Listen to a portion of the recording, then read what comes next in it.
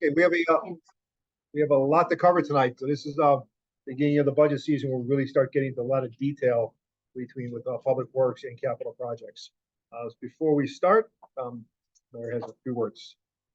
All right, so I'm going to try something different this year. I want to run it by you first, but remember, things are different now because we're in the second year of a phase in, and we have a projected mill rate, and we have a lot of new revenue from the phase in.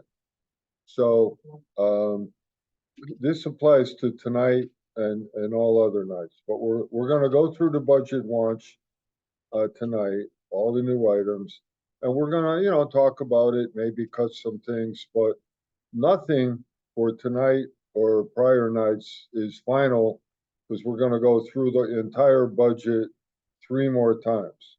But what's different this year is that we're going to know earlier than usual how much extra money we have from reval and other revenue sources. It won't be exact because the state budget won't be finalized, but we're going to have a much better number of where we are on the revenue side. So what I intend to do is to take everything that we've already gone through when we get to the end, plug it in with the new revenue, and see where we are. If everything is covered, great. If it's not, we're going to know on a townwide basis, including the Board of Ed, what the shortfall is. And then we will have a target where we will say, well, if we're going to stick to the projection, this is how much we can spend. We have to cut 800,000, whatever it is. Or, as a group, we could say, well, we're going to do those things anyway, or we're going to cut more. But I think it's going to be a little different because I think we're going to have a pretty good sense of the revenue numbers a few weeks earlier than usual. So we're going to have more time to massage, we'll say, the final product and get it where we can provide the maximum amount of services for a very fair mill rate to the taxpayers, which is what we always try to do. But I think it's going to play out just a little earlier this year. So I just wanted to say that. And for tonight's purposes, remember, whatever we say is approved, it's like everything else. It made the cut for tonight, but the final cuts won't be made until the end. Any questions on that? Okay. I like seeing a big crowd. It's called democracy. One second, I'm going to promote a couple people here. Well, but still, it's a pretty good showing from, the live. We got people on Zoom. It's good. That's good. Okay, so our first item for the agenda is public special appropriations, and this is an opportunity for a member of the public to propose a budget item. I don't recall it ever being done. So, Rocky didn't run, no? Okay. Nothing else? Okay. I'd like to go and do the reserve fund capital projects first. We do have a few guests for speakers, and that is going to be, let's start with that. So, Allison, get her papers ready. Okay, so first slide item, we're going to go down by, if you look, the highlighted column, fiscal year 24-25 will be the request for the various departments. Our first one is assessor for revaluation at $50,000. I would just say that's not a capital item, so Yeah, it should go somewhere else. it should. Okay. Next one is elections. So you're going to take care of that, Allison? I will put it somewhere, but it will be included in the overall total of the appropriation for the year. I know, but it's not capital. And we're showing a lot of capital here, so we should call a spade a spade. Okay, but let's call a spade a spade. Yep. This budget is what's called a revolving budget. Yep. That means that it doesn't lapse because it's not appropriated. Right. So the 50 goes in there because that's like a 5-year. But it's townwide, it's not capital, I would say. It's a revolving dollar amount. It's not gonna save us 5 cents. It's just gonna Correct. go somewhere else. I will find another place Good. Thank you. Why isn't it in the reserve fund? because it revolves. That means that items in here aren't required to be purchased by the end of the fiscal year. Because in the nature of them, they don't always get purchased, acquired, and paid for within that fiscal year. So if it's in the appropriation, it will lapse and then they won't be able to pay for what they wanted. And that's the nature of this list. But isn't it almost similar to what we do like with the fire truck? We're setting aside money to purchase a fire truck. Right, but the mayor's, We're Right. putting aside Yeah, but a money. fire truck is capital, correct, the reval's not. correct, he's correct too. Purchase How's that? everything. We're all right tonight. But Well, we're semantics. Yeah. We're all right, but we're gonna put it in the other column. All right? Next item was the elections. Matt made the presentation a couple weeks ago about the new voting booths and the equipment that's required, the 4 booths, replacing old ones. And suggested putting the capital at 17,175. We determined that there's no way out, right? That's I mean, correct? Correct. Yeah. All right. Police Department and Chief McAllister and Katie are here, I believe? Yes. Okay. So, Chief, it's all yours.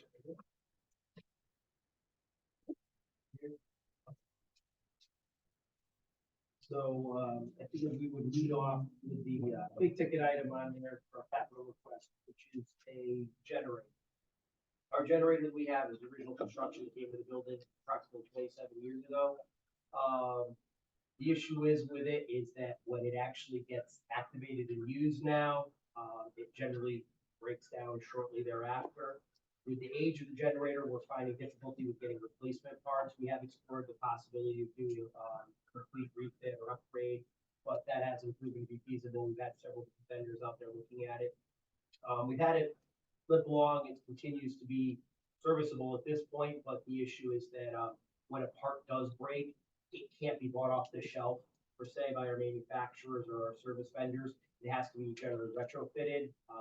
So already long lead times in the supply chain are now exacerbated by the fact that the vendors have to retrofit a part for bit like fuel pump. They have to find several different components and make them work together. The other stress on our generator is we are required to do a service test every year or a load test. So load test simulates an actual carrying of the electrical capacity of the building. That is required by accreditation. Every time we do that once a year, we're crossing our fingers, hoping that it doesn't go down. Show you guys some offline, some pretty unnerving photos of us having to get this thing back online. Hopefully, I haven't used a soda bottle to keep the throttle open, to keep it going, under there. I really feel that, and we've done our due diligence here, trying to come up with a way to lift this thing along, but I've been working closely with Allison and her team, and we feel that we could find a way, with, the budget for this, and we've also worked in, some budgeting also for a 5-year service plan with it too. So, with the financing that Allison says is, which I'll defer to her on, we think we could get this, purchased, and then it would be financed for a 5-year period, and during that 5 years, there would be a service as well as a load test required, for our accreditation as well too. So it would be spread out and not necessarily one single purchase there. So Allison, if I defer to you for anything about financing, or how do you explain that? We're just gonna work it into a 5-year lease. It's obviously a very long-term product that's gonna last a while, and it really speaks to having a lease and trying to cut the cost down to get it on board. I have a question. Should we finance a load test? Shouldn't that be part of your budget? That's not Yeah. really a capital item. It's Why are we actually, paying interest on it? it would be part of a package for the whole purchase, but it's obviously up for negotiation if there could be some savings in how we're gonna do it. Well, there is an RFP.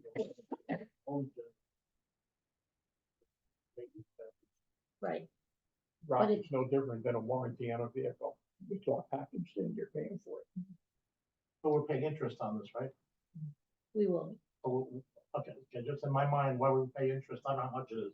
On a Around, load, on a around, load to test. answer your question is, we did have some, my thought in going into this, it would be substantial, like several $1,000s of savings in apply out in the interest. And obviously, that's a conversation we had, we'll get deeper into that, looking at the interest would outweigh us simply working with it every year to our liability budget.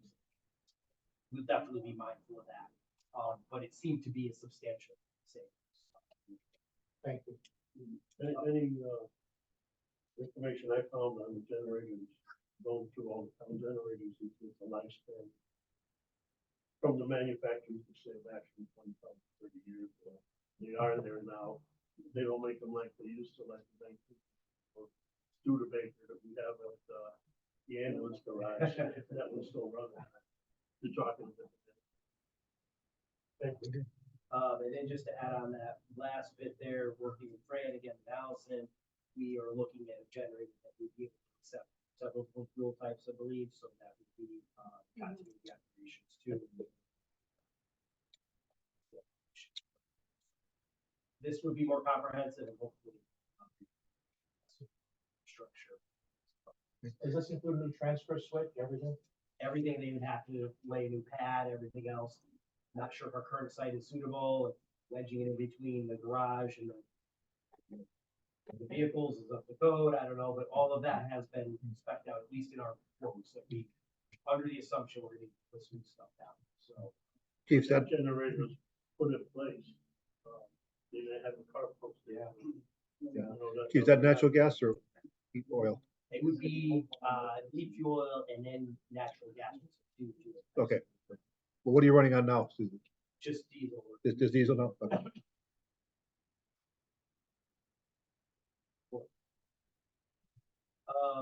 Moving along to,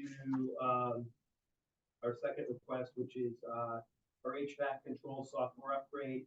So really getting the lead on this one, what it is we have, the environmental controls, the actual computer aspect of control that controls our HVAC system is like, again, legacy, you know, from like technical terms, like the Windows 98 version, and obviously we're still running on that, so we can't even upgrade that computer software, load something new on there to do our HVAC controls.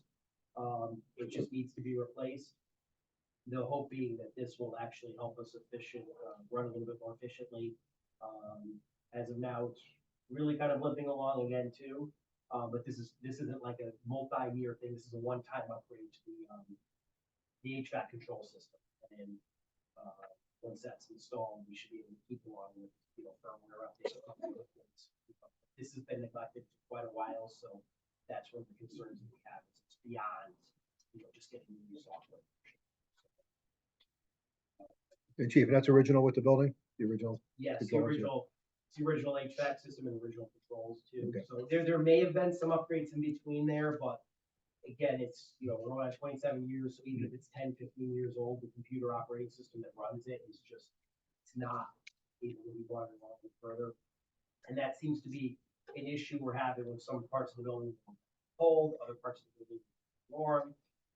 Hopefully we can get some more efficiency out of our HVAC system too with this, since at least our vendors, other than this could happen.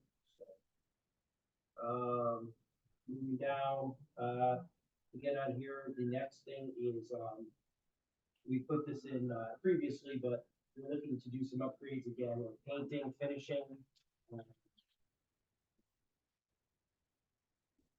So we have, in our upstairs admin area, part of the as well as painting. So in the previous years, we have worked to move some, it's just stripping the paint, putting new coats on it. We used some sort of a weird, like a wallpaper at the time of the construction of the building. It takes a little bit more work to apparently get that off and then repaint with normal paint. We had to do that in some other areas of the building. That this particular area, which is budgeted for, includes that, and then we've also replaced the carpeting in that as well too, all of the same house. So this is just kind of wear and tear. We're trying to keep the building up, putting something general year. We're doing it on last year's next year, pillars and that.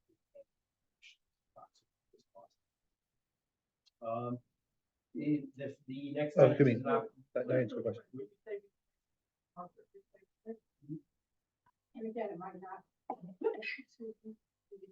More expensive or less expensive, but like a linoleum, not linoleum, like the old fashioned tile like this, but they make nice ones now.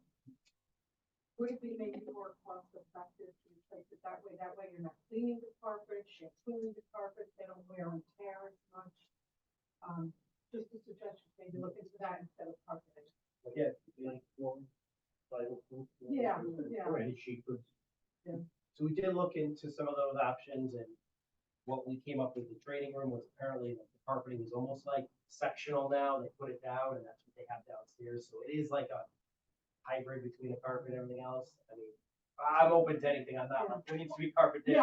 Yeah, I was So- just thinking, because then you're mostly coming back for looking money, do we have to replace the carpet again? You have a spill, a bad spill on the floor, you've got to shampoo it, that's my only thought.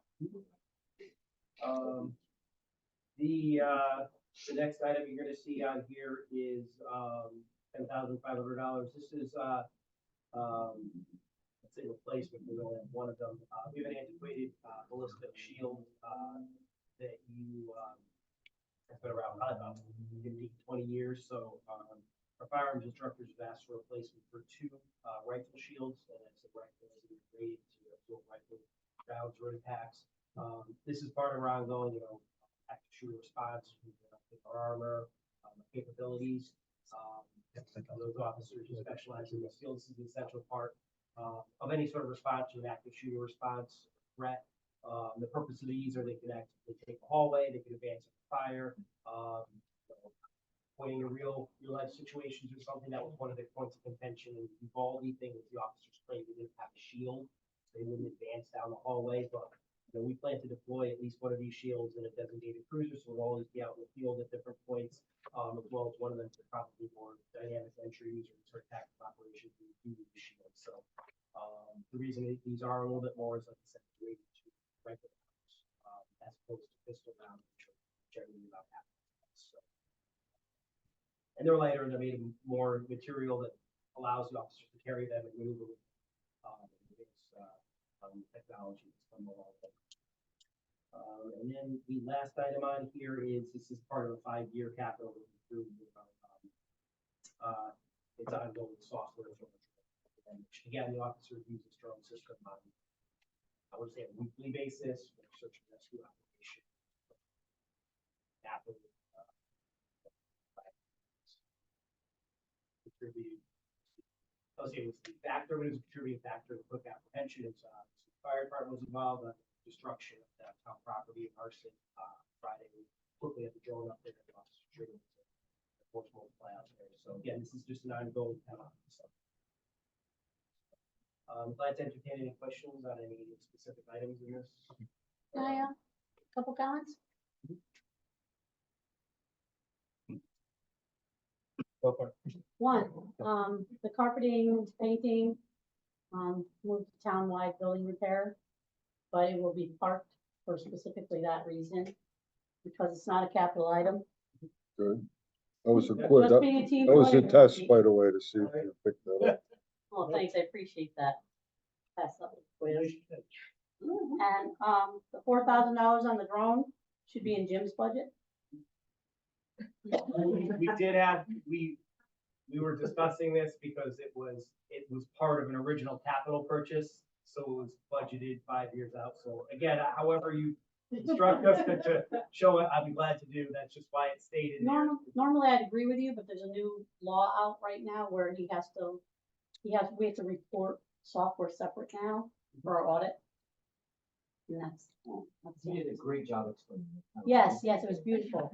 We'll be glad to show the different codes that we can put in there. As long as it- I'm not sure what you looked at for carpeting, but I renovated my school just before I retired, and we put in the carpeting in the mall area involved. It was a big lobby, and it's very new, but it's guaranteed for either 25 or 30 years. You wind up buying like a Zamboni machine to clean it, but it's well worth it because it lasts longer than any carpet or even tile that I've seen, and it's gonna be more money, but I would suggest that you look into it. That's immerse myself into the carpet world, which these things are rabbit holes I you know. go down. I know. But I do Believe believe me, that I one get it. with the, it was sectional and stuff, I think it's probably similar to what. I'm talking about. It may very well be. I didn't check that. Yeah. It required a special.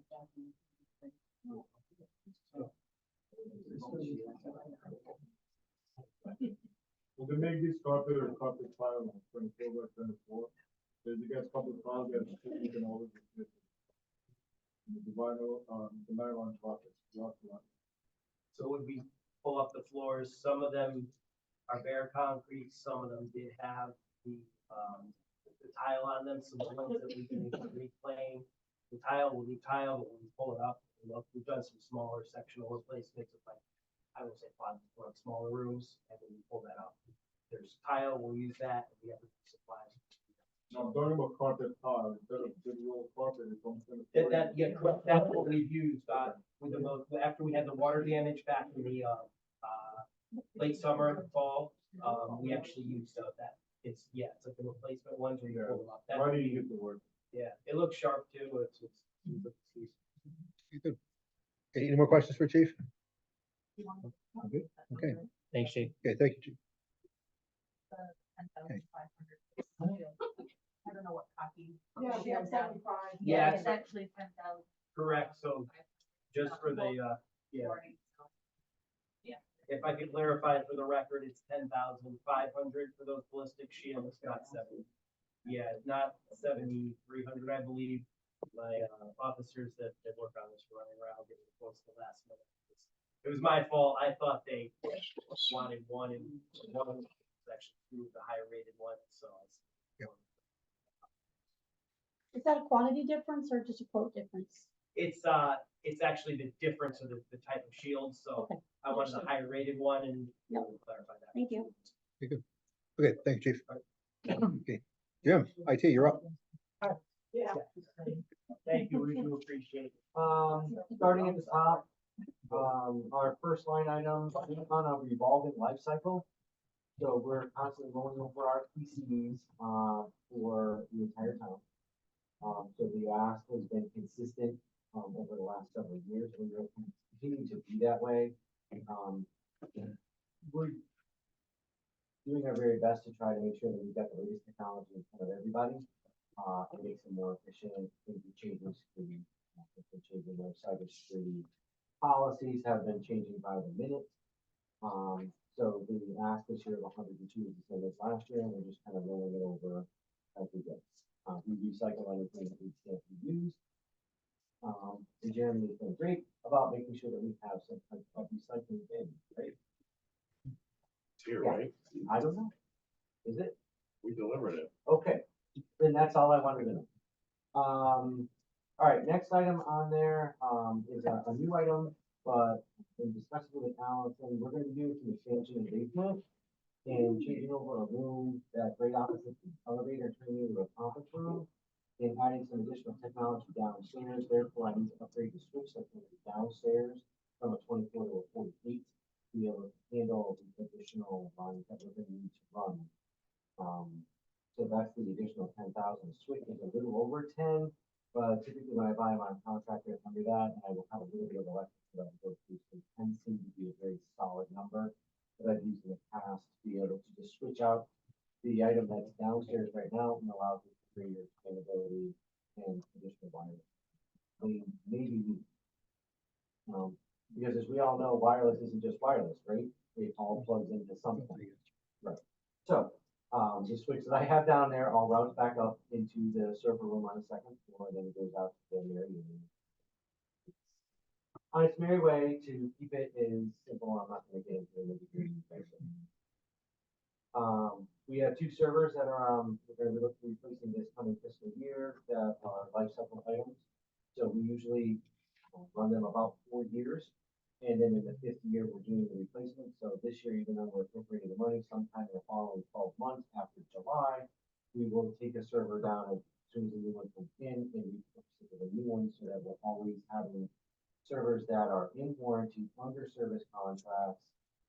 Parts are readily available. We're not running around with 1992 car trying to find an alternator anywhere to be able to keep that. And we're looking at 2 servers, one here, one at PD. For that, the next item is the next year of the replacements for the mobile data terminals, which are the laptops that the officers use with patrol vehicles. Those take, pretty hard beating through the years. You can only get about 3 years out of them, so we're on a constant 3-year cycle with those. We're only looking for 6, which is the 47,000 that we're going through it, and we're just kind of rolling them over next batch. Any that are still in decent shape, we will keep as a backup, but the majority of them usually being recycled. We have an additional new item for the police department for the intercom system and camera system that they use for teaching across the building, as well as the cameras that are used throughout the building for security purposes. This is very outdated, and we unfortunately missed it last year. It was one where we thought we put it in the budget, and when we went back and looked, we found out that we didn't. So we're kind of a little behind the 8 ball on this, but we're hoping that the board will see fit to fund this with just $650,000.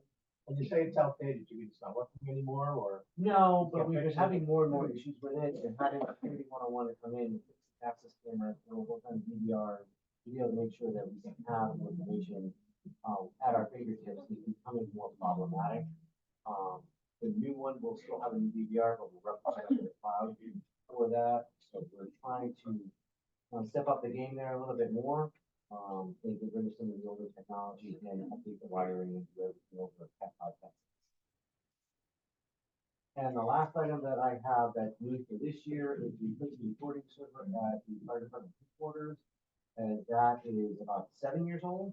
And I purposely stretched that one out because it was still under a service contract, and the software was still had the ability to be updated, but we finally hit its limit where it's no longer supported by the manufacturer, and the hardware is severely outdated, and we're kind of just hoping that it doesn't stop.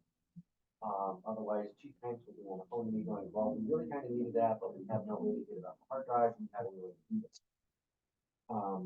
So this was one of those where it was a last minute phone call that came in within last week. But don't forget, we need to make sure we get an upgrade to the recording server. And I pulled the quote that we had had from the prior year, and yeah, I was on it with 2,000. What does it do? What does it record? It records any phone call coming into dispatch, as well as any 911 call that is there. We have a similar system that we use over at PD, but because they're on 2 separate networks, we have a recording system at PD and a recording system at fire. They're both used a lot. It also records the radio traffic. What? Also records the radio traffic.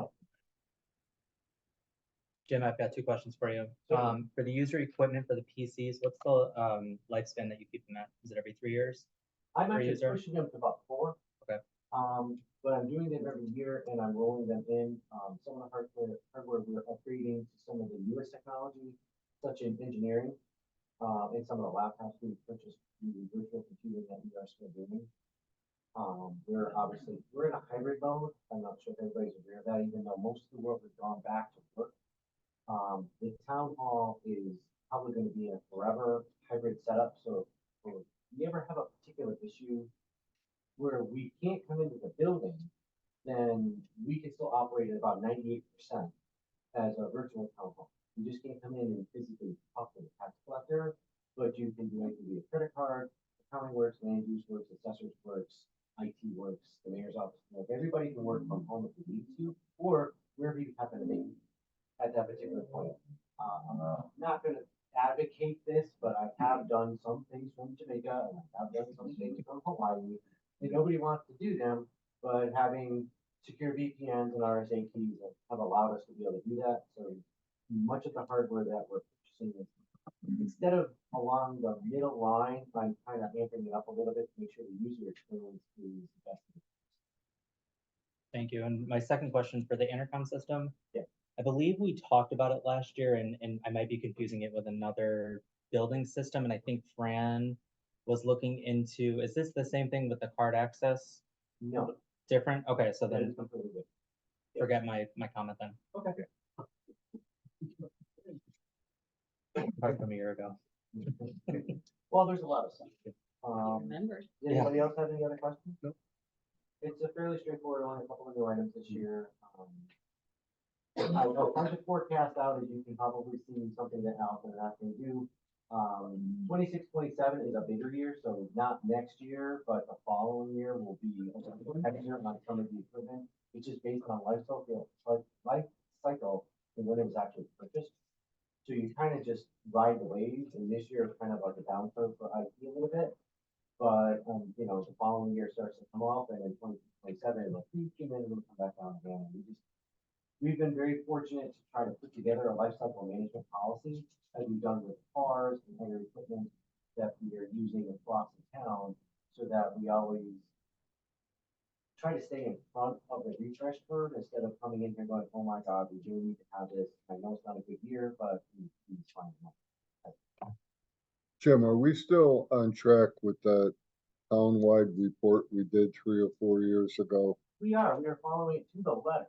This is part of this, with the refresh cycle, as well as a lot of the communications, the testing that we're doing, the threat assessments that we're getting ready to push forward, the phishing tests, and a lot of things that we're working on currently are a derivative of that other report that we did 7 years ago.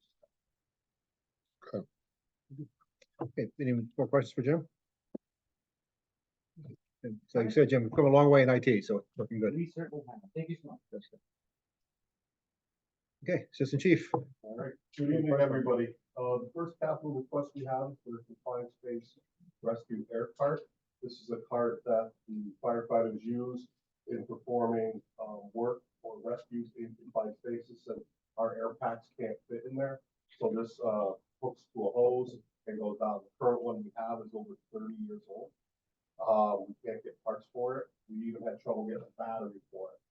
We had to go outside of the country, and we actually ran into some shipping issues because of lithium-ion trying to get it into the United States.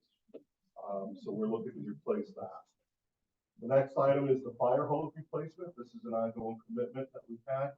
So this is an on year. So as you'll see a little further down, the fire hose dryer. Fire hose takes a beating. We use it, it goes inside the fire with us and that. And I was actually shocked the first time I purchased fire hose. Yeah. So one length of a 4-inch hose is like almost $1,000 for 100 feet. And we have 1,200 feet of it on every house. So we try to, the guys are really good. They come back, they wash it, and we dry it so it doesn't mildew. So we go over that. So we're looking to replace the dryer. The current one we have, I can't even tell you how old it is.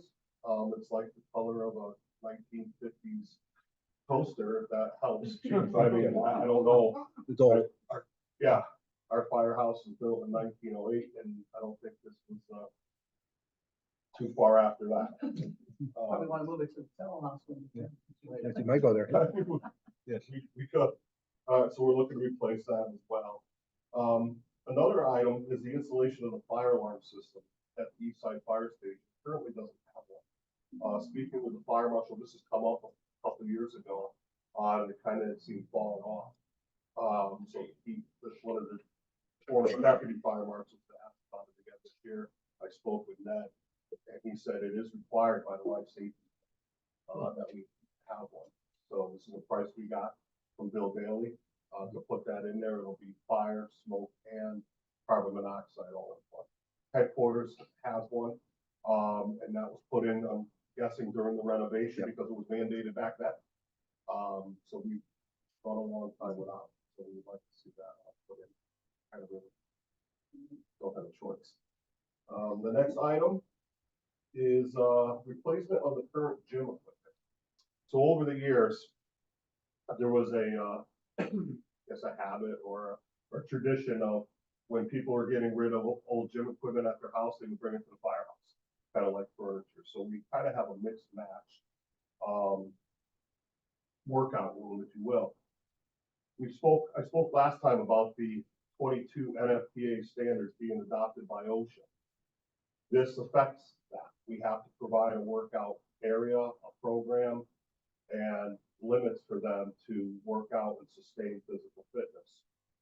That will aid in that. So some of the equipment that was proposed, this was proposed by members, we have a couple guys who are bodybuilders and a couple that are physical trainers. So they did a lot of research on this. And it's not just like weights and cardio, it kind of goes into job performance function. So for us, like pulling a ceiling down, right, this will aid in that, simulate what we do on the job. And there's studies out there. The National Institute of Health actually said the firefighters that work out on duty, approximately they're half as likely to suffer an occupational injury. So there's savings there, right, for workers' comp. So we're looking to upgrade that. This would be headquarters and the East Side Fire Station. Are firefighters required to use it? Do They will be. They have to stop They will be. so many times and. They will be. If that goes through and OSHA adopts them when it looks like it's going to, yes, they will have to. Yeah, no choice. How are you gonna make them? It's an OSHA. Not the contract. It is or it's gonna be? You said two things. Well, it's going to be. So right now it's in discussion. It's printed in the federal library. The 90-day period is just about up. And then federal OSHA can do a couple of things. They can decide, we'll talk about it, or they can say, thank you for your comments. But this is what it is. And people I've spoken to, it's kind of going along the lines of, this is what it is. Here you go. And so we have a lot of young firefighters now. A lot of them work out. They want to work out. So, you know, I think we should encourage that and keep them as long as we can.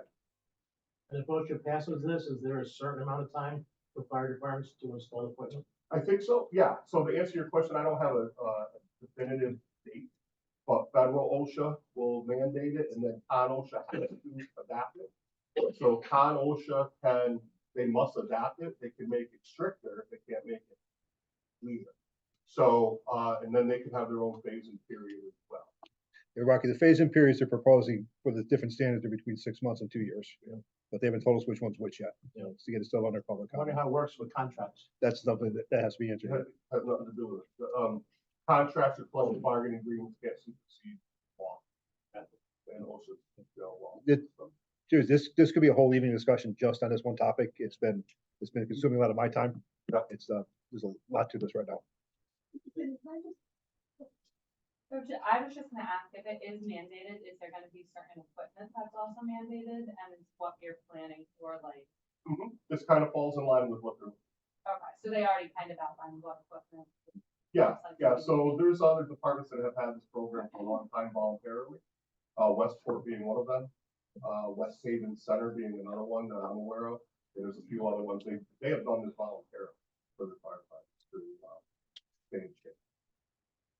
I just want to understand, so OSHA is gonna say firefighters, you have to work out X number of days a week, that kind of, or certain. No, well, They're not No, mandating. it's going to be, there's going to be a physical fitness requirement.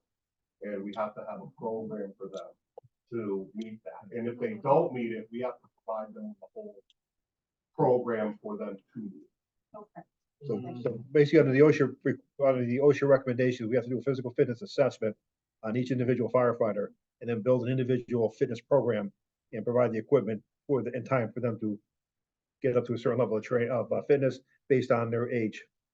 So do we have to budget for, I failed, now I have to go to more training? We haven't gotten to that point yet, but that's a possibility. Possible. Like, again, this is a very complex issue, Yeah. way beyond the And then scope of tonight. many aspects.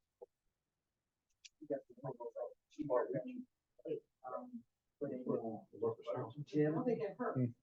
funding Right. Mhm. And so it could happen, but it's also, the studies have shown that firefighters who maintain physical fitness have less chance of getting hurt. Someone can always get hurt. We've had guys get hurt walking down the stairs in the finals. Question. Yes, sir. Yes. Yes. Hi. Oh, Bob has a Bob. question. Bob Nuth, go ahead. hey, have we analyzed the thought of a membership of either the club or Planet Fitness, where they would put an actual program together for the firefighters to follow the rules of the NFPA, where it might be more cost effective? That is an option, Bob, but typically what we've seen in the fire service is it's not your typical physical trainer. It's kind of job performance function capacity. So unless the club or the YMCA are familiar with that, I don't know if that would help, but we can look into it. Thank you. Yeah, and then they're out of the firehouse as well. Okay, good. The other downside to that is we would have to take the whole shift off. Right, where if we had the gym, 1 or 2 people could go at a time. So that's another thought. The next item is the air pack replacement program that was approved in the 2019-20 budget for capital ongoing. That's to replace 2 air packs every year, so it's ongoing. Replacement of the rescue equipment. This would be the final phase. This is the transition from the gasoline hydraulic equipment to the battery operated. This would be the final phase of that. The hydraulic equipment that we have only can cut up to 5,000 PSI, which doesn't meet the new cars. You can't cut on those equipment. That equipment. The new tools, which are very remarkable, are 13,000 PSI, and they're all battery operated. They work well. The other thing is that if that pump breaks on the hydraulic equipment, it's not supported to get repair. So we're looking to finalize that program. The next item is the dual certified gear, technical rescue and brush fire gear. Again, this is one of those standards that are being adopted. So this has a couple advantages. This will meet the technical rescue and brush fire standard. And also this gear does not have PFAS in it. Our current structural firefighting gear has PFAS in it, which then exposes us to those carcinogens. So with this gear here, we would take a look at possibly restructure our protective equipment SOPs to where they're not in the structural turnout gear as much. And that's also in the standards public. So this would be for 40 sets at $1,500 a set. So again, the collective bargaining agreement, we are required, and OSHA requires us to provide protective equipment. And the stuff that we've been buying won't be it's not by the brush. It's not technically rescue. So we have to do what we're supposed to do.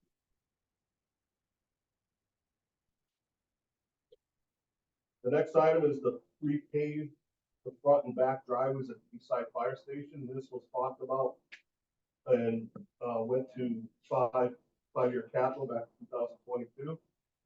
I don't know what happened to it, but now the driveway is falling apart. The street department has helped us with that.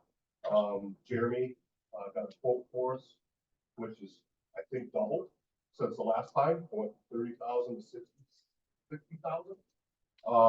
And it looks like the underneath is washing away. Jeremy, if you want, I can refer to you on the condition of the driveway and the parking lot. Both parking lots in the back need a full rebuild, full reconstruction. The one thing that we will do as part of it, we'll supply the sub base for the contractor, put down the new asphalt in the back.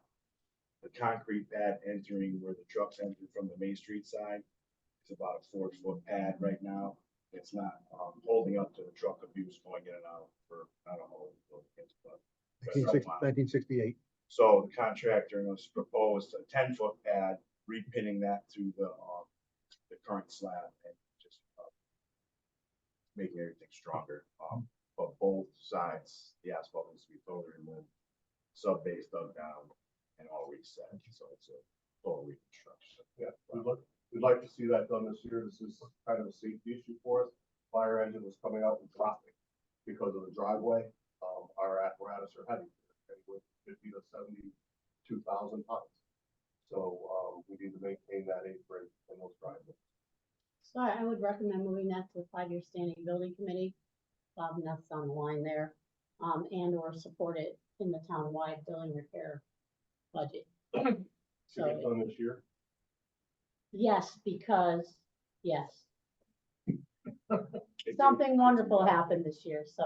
Okay. I have a question. Allison, are we gonna have the funds to do this project? Yes, that was a wonderful thing that happened. Okay. Okay. Okay, So, James, I'm sorry, so we probably need to get a meeting to approve something of this nature and maybe along with some other additional items that may come forward that would go to that committee. So Jim Stewart Yes? was speaking to me about this particular issue and how it might dovetail into any road work in that area and whether that would be and the two projects would be entwined, not necessarily from a funding source, but The pave, you're talking about the parking lot? that apron for East Side Fire. Yeah, the driveway. I mean, we did get. a We quote priced from the it actual- through our paving contractor, so our prices would be the same. Our paving that area is, I think, a couple years out, but I don't think it'll change any prices All right. from, it's our regular I paving just didn't contract. want, I didn't want to interfere with whatever you were working on with this, It would- but No. yes, Bob, we did get funding that we were waiting for this. Okay, so it's probably something that we should address, number one, and number two, I don't know why it fell through the cracks over the last 2 years, so, Because of the funding source, sir. okay, thank you. Okay, James, your question? Yeah, in fiscal year 21-22, we budgeted 29,500 for the hydraulic system. This is 2 budgets ago, and now we have 44.5. Are we to anticipate every third year a spike up like this, just so? No, this will be the final phase, and we don't Okay. plan on coming back for replacement hydraulic pumps for hopefully 15 to 20. And is, with it being the final, does it have to be in this year, or could it be split into 2? I'm just out of curiosity. We would like to, yes, because this is a cutter and a spreader and assigned to a specific apparatus. Okay. And we're just, with the hydraulic equipment, we're rolling the dice. If it breaks, Yeah, I'm with we're gonna have to yeah. wait for the order. It's gonna be an emergency. Thank you. Okay, any more questions for Assistant Chief? Okay, thank you. Thank you. Okay, we're gonna skip to the end of our list. Kyle Kelly is online and there's a request from Norfolk Ambulance. Why not do the historical society today?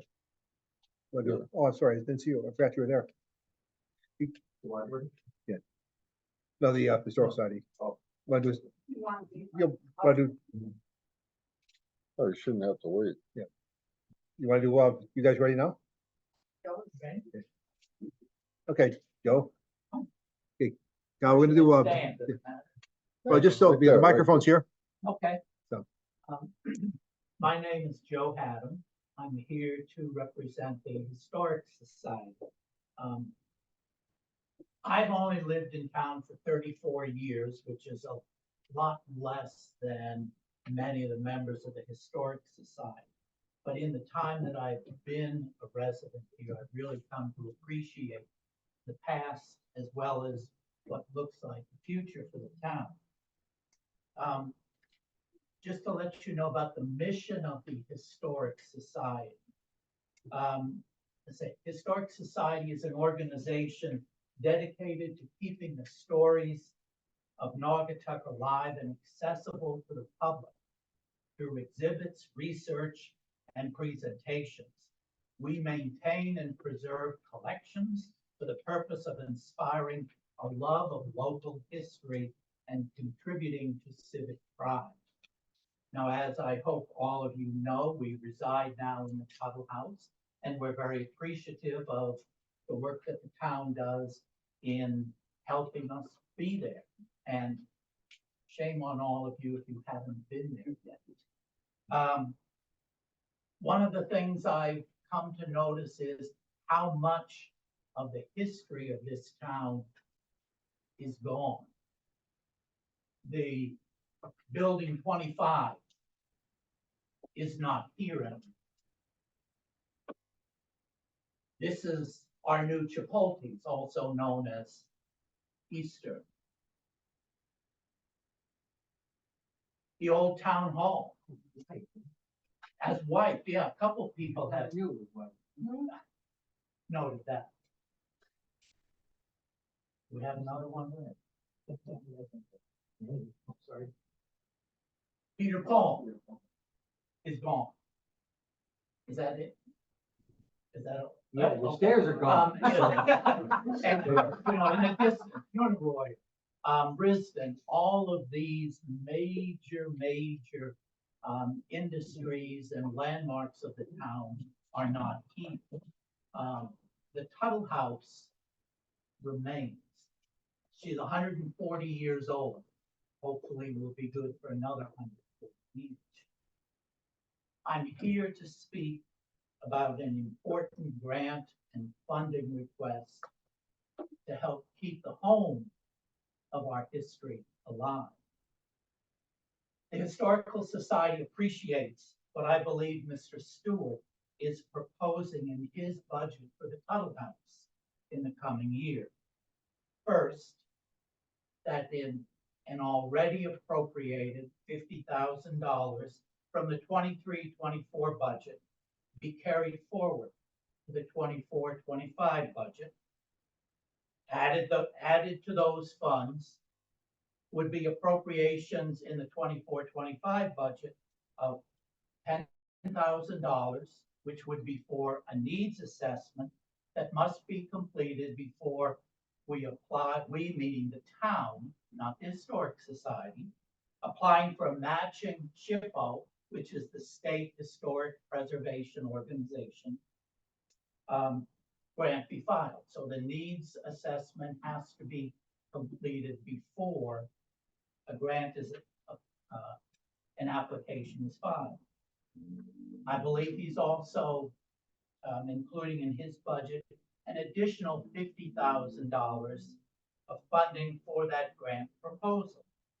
This would make a total borough matching grant proposal to SHPO of $100,000, which, if approved by SHPO, would mean $200,000 could be going towards critical restoration work on the exterior. The exterior is the town's part of the Tuttle House. This would be a great start in critically needing external repairs, painting and repair of windows, and starting to repoint brickwork on the entire house. This should be good news, that the window for my concern at this point is this, that the window for applying for that matching grant, which would be awarded in January of 2025, has closed. This would mean the town's application would not be filed and considered until January of 2026. Important work to repair and damaged sills, repoint bricks to prevent continued water penetration, and replace rotten posts and railings would be postponed for 2 more years. As you consider Mr. Stewart's budget request for the Tuttle House, I ask that you first confirm where the borough is in that grant process. Second, if town personnel have completed the required January team meeting with SHPO officials and are prepared to submit the letter of intent, which is due on March 29th this month, and have the requested and required needs assessment filed and are prepared to attend the required June workshop and submit the application by October 1st, I would be happy and could end my talk. However, if this is not the case, and the borough's application is to be delayed for review by SHPO until January 2026, I respectfully ask that the $50,000 appropriation I am told remains in the 23-24 budget be supplemented with an additional $50,000 in this 24-25 budget with the express purpose of being expended this summer to begin critically needed repairs. The borough would then approve funding for an appropriate amount from the 25-26 budget that would be dedicated to applying for a matching SHPO grant. It's imperative that repair work begin now. I have a slide of a couple items. What do you This wanna is- see? Which one? Well, here we have Jim knows well about the front entrance problem and the cascading water that has come into the foyer. Some remedial work has been done to stop that flow, and we're thankful for that, but the problem hasn't been solved. Other pictures show rotten sills, fire escape stairs. More rot work and, okay. This is what you see when you come into town. You know, with all of the work that's being done on Church Street and Meadow Street. When so many people come into town, this is the first thing that they see. Under the leadership of our very active and dedicated president, Teresa Forish, we have been active in community programs and fundraising on our own. I don't want you to think that the society is just coming hand in hand without serious ongoing fundraising efforts on our part. Since the museum at the Tuttle House opened in December of 2022, in addition to annual funds and regular fundraising events, we have, in 2022, been awarded a $25,000 grant from the Connecticut Humanities Foundation to help open the museum. In 2023, we were awarded a $6,000 grant by the Connecticut Humanities Foundation for operational expenses. We participated in the Give Local 2023 campaign and raised another $6,600. In 2023, we received a state legislative grant of $50,000, which will go towards a safety study that will guide our planning to open the second floor of the Tuttle House for public exhibits and educational purposes. We are making facility upgrades to include better lighting and exhibit areas and adding interior security cameras, as well as adding collections equipment that will permit us to follow up on a collections assessment grant that we received from Connecticut Humanities. Thank you. Thank you. In 2024, she just mentioned. In addition, we received in 2024, we have received a $2,000 grant from the Connecticut Community Foundation for strengthening nonprofits. This grant is going towards work that our board is doing with a consultant to become operationally more effective, to begin a strategic planning process as well. Again, the society appreciates the regular maintenance work done by Jim Stewart and Mike Massacott. Like other residents, we are excited about the many ongoing improvements around town, many made possible or speeded up by grants. As a 74-year-old senior myself, I noted with excitement the $1.3 million grant that's going to the senior center. thank you very much for, the ability to present. Teresa has some, I just want everyone on this board to realize that we really appreciate. I have started to host historic societies in the greater Waterbury area and in the valley. And we have so many more things going for us because we work in partnership. So I do want you to realize. I also want you to know that we work really hard to market noise. These are a few things that will be in the 5 visitor centers that open on Memorial Day in the state of Connecticut. There's 5 visitor centers, so I brought them with you. We are marketing all this. We did a walking brochure, which is called private walking brochure, that people can come to town and follow and look and actually see the historic district. This is just like a ad to bring them to town to see the museum. Again, if you haven't been to the museum, please come to the museum. Become a member. Become a member. It's inexpensive. It's very. Yeah. And we've been advertising in Connecticut Explored in the fall, the winter, and we have a spring ad as well. We really are trying our best to be a partner with the town and to bring people in who really and truly believe it's a beautiful town. But the Tuttle House is a treasure that will be lost very quickly over the next 5 years to decay around those windows. I mean, that's the number one thing I'm worried about. So I really, really hope that you will look at Mr. Stewart's, whatever he proposes, and be generous to the Tuttle House. But I will leave this for you. Yeah, let me say a few things. We're gonna go so far beyond what you're asking for that, like in my view, by the way, I think I'm a year older than you, and I've been here forever, but, I want to see not only the building restored, and there's no way we're going to let it fall apart. Just so be assured of that. The repairs will get done. They're not part of the capital budget. That's something we'll take care of.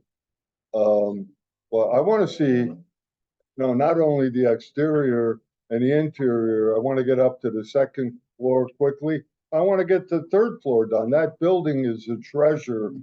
The problem is, as I'm sure you're aware, is it's well in excess of, it's probably a $2 million project or even more to do everything to museum standards. And we intend to do that, and we will do it. It won't be all at once. Now, with the grants, just to put it in context, SHPO won't give you money for what you want unless you have an assessment. So we're doing the assessment not because we think we need it, but because that's the path to get more money. So we're going to maximize as much grant money as we can, but we also, when I say we, I'm probably talking about me, that I'm going to try and talk everyone else into. But at least my plan would be over, I'll say a 6 to 8 year time period to try and get the whole building done. And I think that's a realistic target. But the repairs absolutely need to be done right away. You showed me yourself, they're critical and they will be done. We're going to get the needs assessment. We're going to apply for grants. But what I want to do is go about 10 steps beyond what you said and make a plan for the entire building in a logical order, where we do the exterior and, take care of water and everything else first. But get to the 2nd floor, right? That's always been critical, as soon as possible. And then from there, try and finish the whole building. So I don't think I'm sure everyone here, or almost everyone, agrees with that. So I'll stop there. Is there anyone who doesn't agree that that's what we should do as a town? the fire and safety study that we have already commissioned, with Jim and Bill Hersman's aid, should help give us a pathway as to how to open Right. the 2nd and 3rd floor. Right. So I want to put a number on that so we can cause that'll just operationally make things much better for you. Absolutely. And Bill and Ned are excellent at what they do and are necessary and the right guys to help us get there. And they're both, I think, eager to do it. Wouldn't you say, Rocky? Oh, yeah, when we met, they were, yeah. Yeah, You wanna do the right thing, so yeah. So, you're right. repairs, get the assessment, work on the exterior, get as many grants as we can, get up to the second floor as soon as we can, and find a way to finish the entire building. And again, that is, I agree with you completely. That's the quintessential example of the history in Naugatuck, right as you enter town. So I think we're all on the same page. Just remember, like, from our standpoint, we have stormwater problems, we have roads, we have sidewalks. Understood. So that's why I say it's I'm gonna say 6 to 8 year project, not a 2 year project. Understood. Okay. Understood. The sad part is there's so much original architecture that's been lost. I just gotta stop that. It's like the water coming into that front foyer. Front foyer is gorgeous. To lose any of that because of that water that's coming in, it just would be a sin. We have difficulty securing the door, because of water already. So let's stop there. What was the answer you were looking at that, Jim? We did some work on the gutters and it seems to be, It has kept a large, it has kept the downpours off of there. We, in the recent, rainstorms that we've had, we have not had, the water pouring over. It's splashing up under. Yeah, we don't shower, we bathe now. Yeah, what Joe's saying is the water was basically coming under the front door and the door was actually swelling up and couldn't shut. So I mean, Jim had, there were people out there working to try to address it, but it's, So can we just clarify what the ask is for this year? It's 100,000 or is it the 60,000? 60. The 60, okay. Because I heard you say 100, so I just wanted to well, make sure I was on the right. we've got 50 already. And we spoke to SHPO regarding their grants and they've become very competitive. And they say, if you want to get a grant, you have to do, the needs assessment. Needs assessment is a $20,000, a $20,000 project. So we would apply for the needs assessment grant and they think we would easily get that. And then we would apply for, and the other grants are up to $200,000 or up to $100,000 grant, $100,000 match. So, and we asked them, is that feasible? And they said, yeah, absolutely, if you have a good project, which obviously we would. But you have to have the money in the kitty. You can't say, we're applying for it next year and we will have the money next year, we guarantee it. You have to have the money in hand. So that would allow us to use some of the $50,000 as needed that we have now to start needs assessment. And with the 60, we would have $100,000 left over in the kitty to apply for a full $200,000 project, 100 that we have and 100 that the state gives. And so maybe that would mean we would do the repairs separate and apart from that and try and find a way to get up to the second floor with that project. Is that what you're thinking? No, I think we should do painting and We- brick. we and need to start take- to seal the exterior. Of the yes. We also showed a picture of the stairs. And I proposed to Allison that we put the stair repair, because that can't wait a Right. couple of years, in the building repair Right. account, along with some electrical repairs that they need done. Yeah. So that's my thought. Yeah, the SHPO grants, it's great to talk about them and nice. They are very competitive. They are only awarding $1.5 million this year. I'm sorry? That's 11 grants. Well, the grants are varying amounts. I guess the amount of money that they have is a function of, real estate transfer tax. They had a whole lot of money a couple of years ago during COVID time when everybody was selling and all that, and the amount they have available, this year and is a lot less. I want to say half of what they had a couple of years ago. And, So one other thing, so I don't forget, the senior center money it's called a federal earmark. In other words, it's in the federal budget in Washington DC. And our federal senators and Congresswoman Delora helped us with that. When we have our overall needs assessment, we can apply next year for a federal earmark for I'm gonna say, $1.5 million project. And that's an option. So SHPO is one option, but there are other grant options that we will always look at, and a federal earmark would be fantastic. Great. Okay, we have a couple of questions from our Zoom. Joe, do you want to go first? Joe, you got on mute, Joe.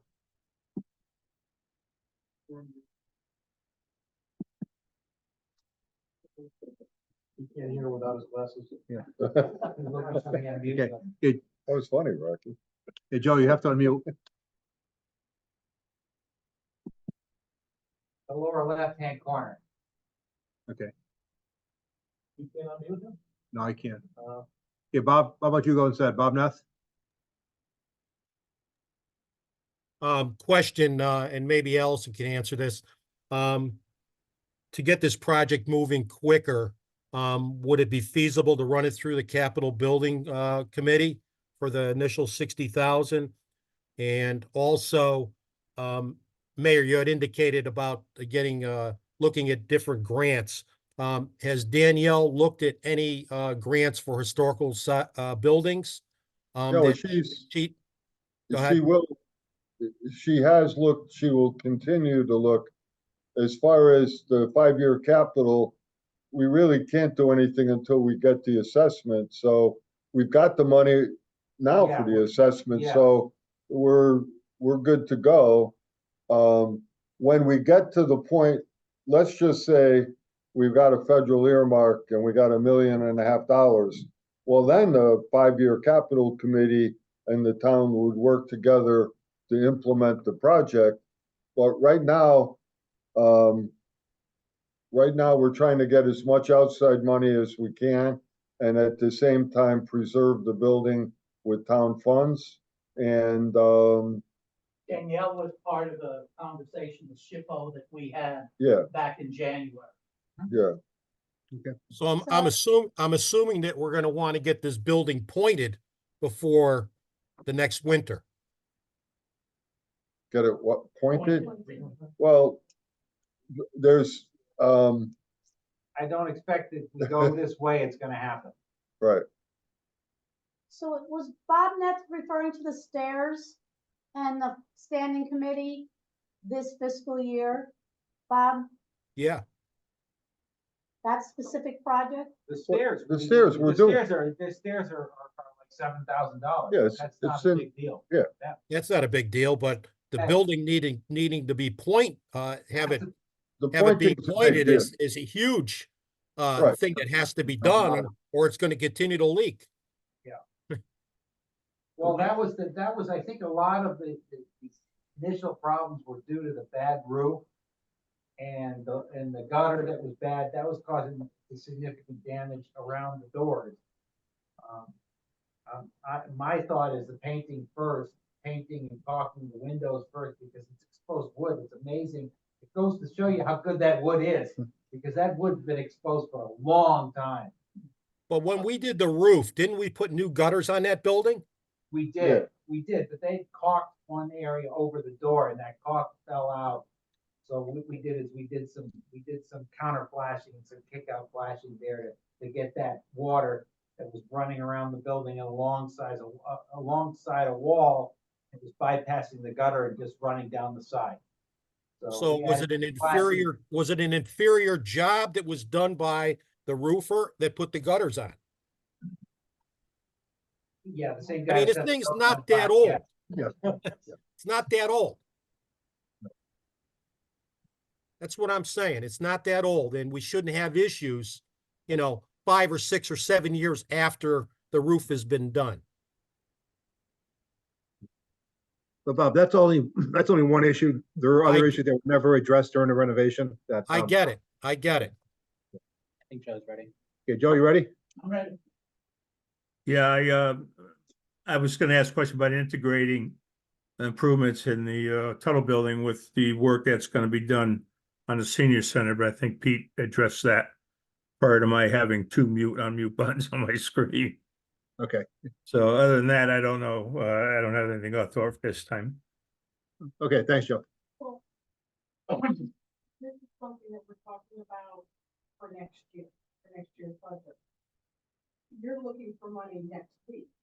So No. the Deadline by March No, 29th. No, Dave. we're doing everything you asked for in this year's budget. With the extra money we have. We're into the process that he talked, The what? we're into the process that he Yeah, talked about. so in other words, the 50's being used, we're putting the other 60 in, and we're also gonna repair the building. Those are all, And Danielle's working on the grant. and so that's all in the budget right now. And I think what I'm saying is that we wanna go beyond that and address the entire building. And Bob is right, the biggest problem is the exterior masonry. What do you think that would cost you? Okay, we got a quote for $30,000 just around the door. What would I know, but So I've done two buildings. 200,000. I would say, the problem with the Tuttle building is that the bricks are so close together.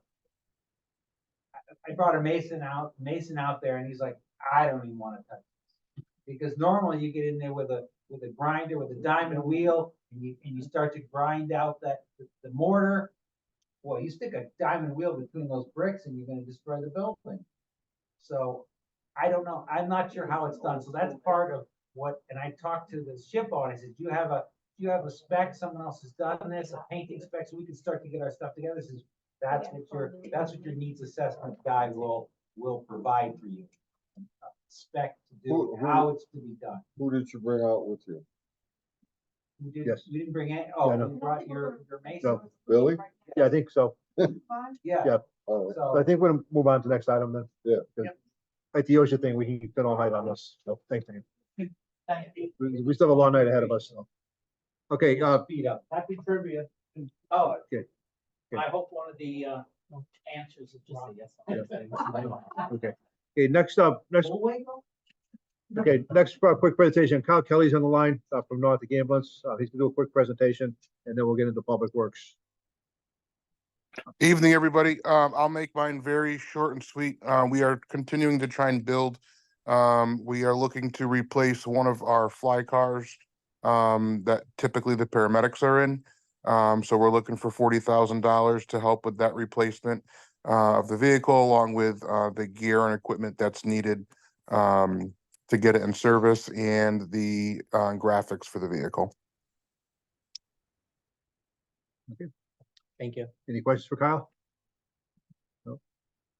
Thank you, Kyle. we should have had Kyle go. You should have. Okay, I should have. No problem. He wasn't out at the beginning, so he came in. Oh, Okay, okay, Public Works. You start at the bottom of page 3 for everyone. One line at the bottom 3, Most important line. the most important line.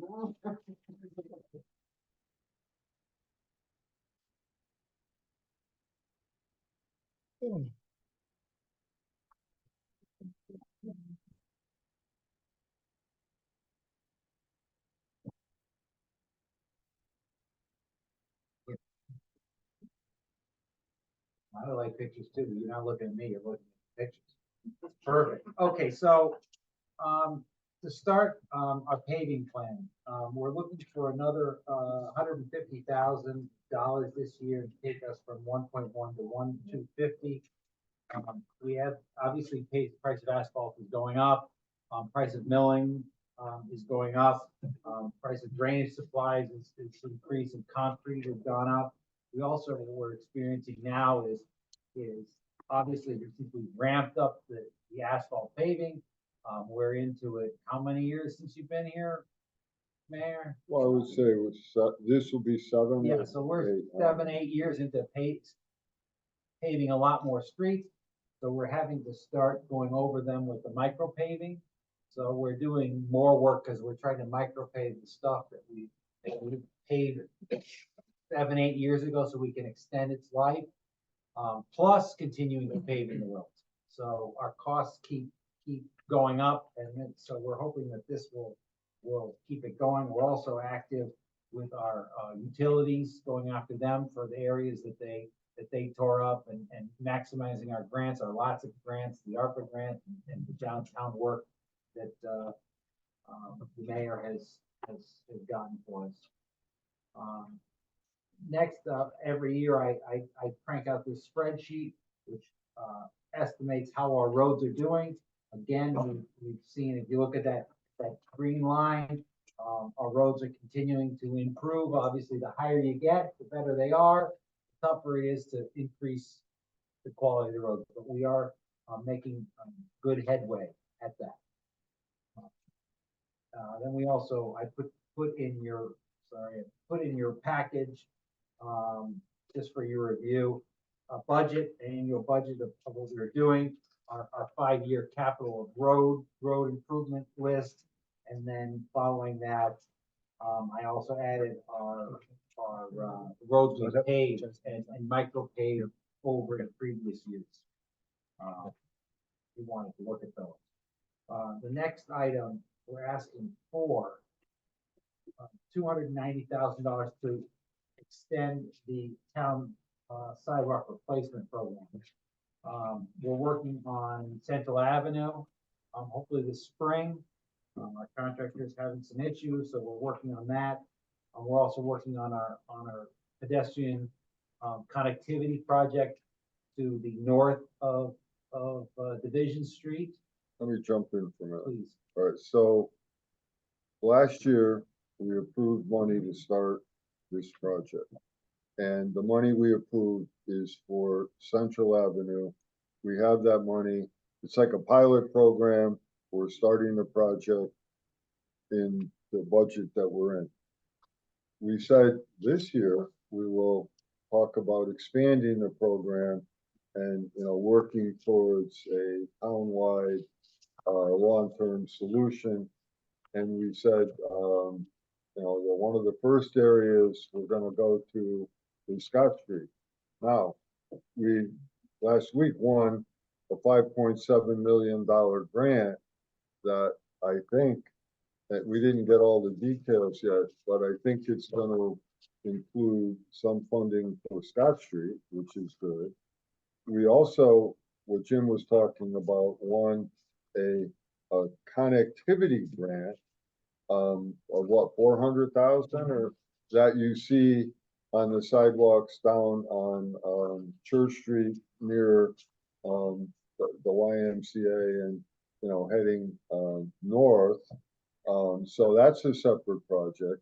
We got sidewalks on our Lotsett Rubber Avenue project, our ARPA project, and our Connecticut Community Challenge project that we won, our downtown sidewalks. So in the next year, we're going to see, I'm going to say downtown, Rubber Avenue, and starting to creep out into the older neighborhoods and try to implement once again, I'm going to say maybe an 8 to 10 year project to take care of the whole town. Keeping in mind that the sidewalks in Naugatuck in today's dollars are last year was a $30 million project, so this year it's probably higher. And also remember that theoretically the sidewalks are the responsibility of the homeowners. So what we're saying is that if we leave it to the homeowners, it'll never get done. We're going to try and use grants to maximize the money to improve as many neighborhoods as we can. But over time, we don't want to have beautiful streets and crappy sidewalks. So we're moving forward. So I have to say, I'm very happy with the progress that we made in our first year. But again, like everything else, you're gonna have to spend, a little more money every year until we, tackle the problem. Hey, Joe, your hand is up. Do you have a question? My hand is up. Say Joe Savarese, your hand, you still have your hand raised? He goes like that. Bob. Okay. Bob Metz has a question. Bob, you have a question? Go ahead. Yeah, it's pertaining to road and sidewalk. Jim, I think it would be very interesting and probably informational if we could educate the people on what it costs to pave a road, say 20 years ago, 10 years ago, and today. What it costs to pave, say, a mile, for an example, and letting the people understand that it's much more to pave a road today than it was years ago. And also, the other thing is that because of restrictions, the asphalt is no longer as good as it was 20 years ago. And it disintegrates much quicker than in the past, where we could do a road and last 15 or 20 years. Today we do a road and it may last 8 or 10 years, just because of the quality of asphalt, because of restrictions. Question 2 is Scott Street.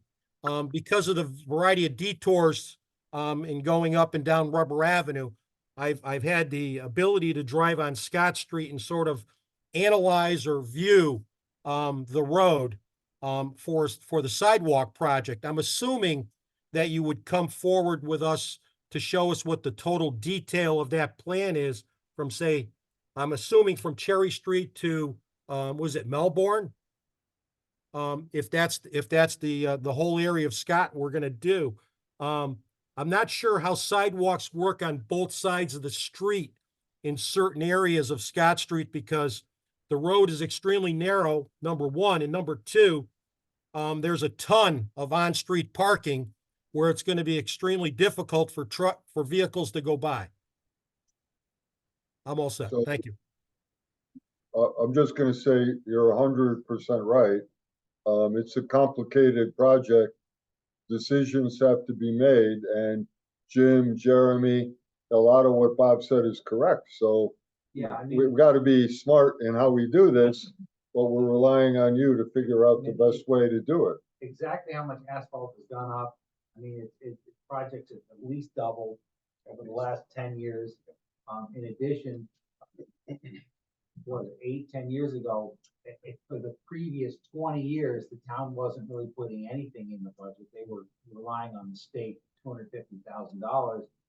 And that was a 100-year, it was like covering a mile of road, maybe 250,000. So it was a 100-year plan. We were 120-year plan we were working on. So the roads were really in terrible shape. So it's going to take a while to get back to a point where we are happy. I'm hoping that one of these years we can level off. But as the more you do, the more people expect. Before, if roads were like that, people would have been happy. But boy, they're not happy. They compare that good road to theirs that's got some bumps, and they're just calling incessantly. Well, it's a legitimate complaint. So, It is. so it's, But they it's sometimes don't see expensive, any but benefit. it's You a know, they don't see any improvement.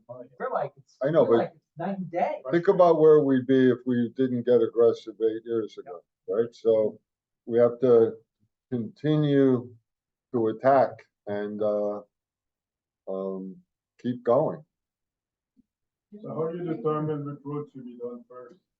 Well, we have a pavement management system that tells us the condition index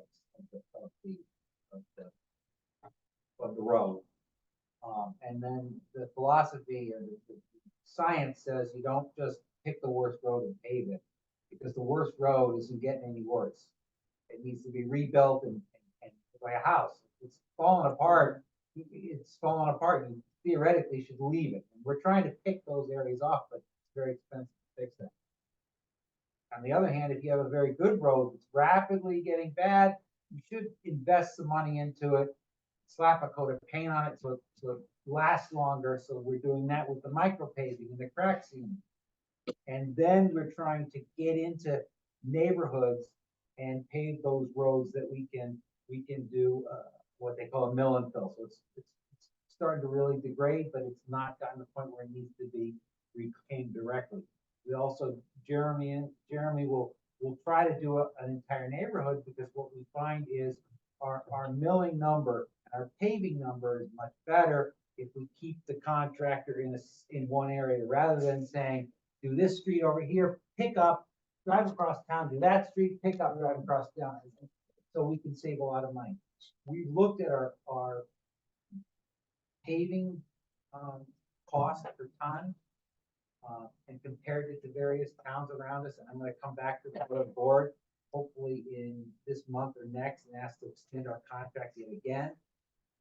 Because Coachella is really taking care of us so well that I hate to even mention it. Because when we compare it to other towns, I can't So imagine. let me supplement what you're saying. So the best example is the worst road in Naugatuck is Hunter's Mountain Road. It's in the worst shape, but it doesn't serve many people. In fact, a very small number of people would benefit if we paved the entire road. There's people at one end of the road where a bunch of people live, and we worked on that section of the road. But to do the rest of the road would probably take 3 years of our budgeting and would only help 1 or 2 people. So it's not just the worst roads. There's a rating system called RSRs where it's a professional system to rate the roads. But we don't just take, we just don't go down the line, because there's other considerations. Where are the utility companies going?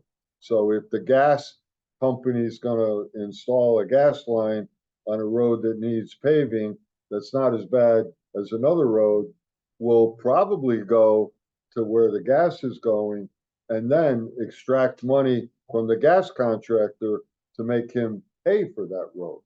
So we have a system, but there are nuances to it that I think we do a good job with maximizing what we get, but it's not the simplest thing to No, it's explain. not. Every year it moves around because the utilities don't really tell us. They don't have a 5-year plan. And believe me, They're we lucky if try. they have a 1-year plan. You meet with them several times a year, and then they show up and here's our new plan. I'm like, where were you guys 3 years ago or last year? We can have this project, just draft it up. Their They 5-year do. look at it is not good. A lot. It's hard to extract that information. So. Well, we Downey do. Road is really bad. Which it's on our one? list. Downey Road. So where is it on the list? It's a good example. Let's look at it. It's here. That's my street, by the way. Yep. We'll move it right up. And all my neighbors are that. That's the 100-year plan. Oh, so it's. Well, the example that Mayor gave of Hunter's Mountain Road at the end, it's a half-mile road with one house at the end. Yeah. So like Rayfield Road, I mean, that Okay. is our industrial park. Yeah. And it's a disaster. I mean, So, well, let's look at it. Let's see where it is. And within a week, the patch is all gone, right, Rock? Yeah, Right, but when we use cold patch, you gotta Well, remember. cold patch, Remember, you the can't patch we're count doing cold right patch. now Okay. is not the hot patch. Yeah. And then even when we do get the hot patch, all right, if it's starting to pop out, we come back, we do a full depth patch. But I'm I just don't saying, disagree. You know what I mean? Yeah, Right where the absolutely. Stop sign is. But I think it also, and you're right, it's an industrial park, but it also kind of goes back to what the mayor is saying. All right, when you want to service a whole neighborhood where our taxpayers are doing it now, they're taxpayers too. So I think choices are made. You know, when you're trying to get people to come into the town to put their business in our town and they see that road, you're like, okay, what kind of a town is this? And they have crappy roads. But we are sold out up there too, so. Well, that's another bone of contention. No, they're not. What do you mean we're not? They cut down the trees. There's one lot, but there's 3 people that wanna buy it. So, right now, we got that scheduled in. No, fiscal year there's- 29-30, so it's got a few years to go, unfortunately, but we're doing. Wait, Diane, I'm not Debbie, arguing with you. Linda, I just- Olivia, Charlene, and Jolie. Thank you. So, Okay, any more questions on the road paving and sidewalks? No, I think. Good. but just to finish up, so we're asking for $290,000 to extend this contract and take it down Cedar and down or up Water to the demoed building. Because what we're hoping to do is pave the whole downtown. It all needs paving, so we want to pave the whole downtown, just before or after Church Street. So we want to take care of the sidewalks, get them done. Okay, good. Okay, next item. Okay. Sandra, you're up. Oh, she's sitting. Barely. The first project for the parks projects is the Linden Park improvements. Last year you were kind enough to fund, the park for almost its entirety. Come the spring, we're going to be putting in, we have the money allocated already, put in the basketball hoops, put in the fencing, guide rail, overlay the parking lot. So the last bit to get us all the way there is the playscape. There's an old swing set there and a couple of little climbers, but we don't have an actual structure of a playscape. So I'm requesting $40,000 down payment, to finish off the parking entirely. Salem Park improvements, the mayor and myself met with the PTA mom a couple PTA moms down at Salem. They had many concerns. Apparently, the playscape is only utilized, the large playscape, over by the basketball courts is utilized by Hillside School and by the Salem school kids. Not Salem, they said. Hillside and Salem. No, they said Salem can't use it. They use it once a week. Oh, okay. Well, so they said that Hillside uses it for the majority, their kids only allowed to go out there once a week. They don't have anywhere for the kids to play, they're out on the asphalt in the back of the building, they don't have a grassy area or a playground. So I put in a budget for $50,000, that would include an installation of a playscape with the assistance of the street department, Jeremy's crew, to rip out some asphalt. In that picture, there is this section back here, it kind of does like an L shape. So from like somewhere where the recycling bin is, to cut out that piece with the bank and install a playscape for Salem children, little guys. They need that, but that's historically been a trouble spot too. For not good nighttime activities. Oh, So I'm more concerned with vandalism there, a problem with it. yeah. Let's get a camera. Well, those kids don't have anything to do. I mean, it's absurd. It's like, by the way, it's not gonna be a school that much longer, but a playscape is no real big deal to give them at least something to do until they move. In my mind. And by the way, the Board of Ed should be doing this, but we'll do it for them, Again, teach them a lesson. By the way, is this in the Board of Ed budget? The Board of Ed doesn't even consider. That's not, it's in 2004. What? I thought you were looking I at don't me. think. No, actually, um, I don't remember that part. yeah, no, I don't think Anything. that was in there. Yeah. No. No. I don't know. Did we get? I stand there. No, I wasn't looking at just you, Kim. I don't know if it's in there. It should be in their budget. Yes. Public school has, we're in the process, I'm going to be ripping out the play equipment at Cross Street School. We've established that the Board of Ed, the Cross Street School property, place the ground is no longer maintainable. The equipment is obsolete and we're ripping it up. I'm gonna seed it, put grass on it and let the Board of Ed figure out their next move. There was the time where PTO members would. Yeah, I mean, And raise Maple funds Hill and all put in that. theirs, Andrew Well, Rodney put in I could tell you, I'm on a theirs. lot of the PTOs and it's usually me as the PTO, Yeah. because there's just no volunteers to attend. So, Cross Street School Yeah. still did the same back then, right? yeah, exactly. Kevin Delgado Field, we are at the final stretch of that field, so I'm requesting $50,000. We need bleachers, unfortunately, we need netting. The fly balls are just crazy in the parking lot. Oh, yeah. Yeah, so I need netting to, net off that whole area that, separates the field and the parking area here. There's not a lot of space for parking, so you can't even switch it around to make it available. And $100,000 that's on here, I think for, This is the Osborne Field, adjacent to, Cambridge Intelligence. Adjacent to the existing field. that's the water company property. We've had it designed, so this would provide us some seed money to start to level, take down the trees, and rent equipment we would need to start the construction. By the way, we've already applied for a federal earmark to pay for this entire field, but I don't want to say it's a long shot, but we'll see. This will get us to the point where if we can't find alternate funding sources before next year at this time, we'll have to address it. Okay, any other questions for Sandy? What else is going in on the Osborne field besides? Okay, Bob, I'm gonna get you in a second, Bob. Make sure you write that. No, Osborne is just, well, Osborne Field is the biggest field to be built. Kevin Delgado is a baseball. Right, but What's- Osborne already has baseball. Right. What's baseball? What are they putting soccer? They're both baseball and soccer.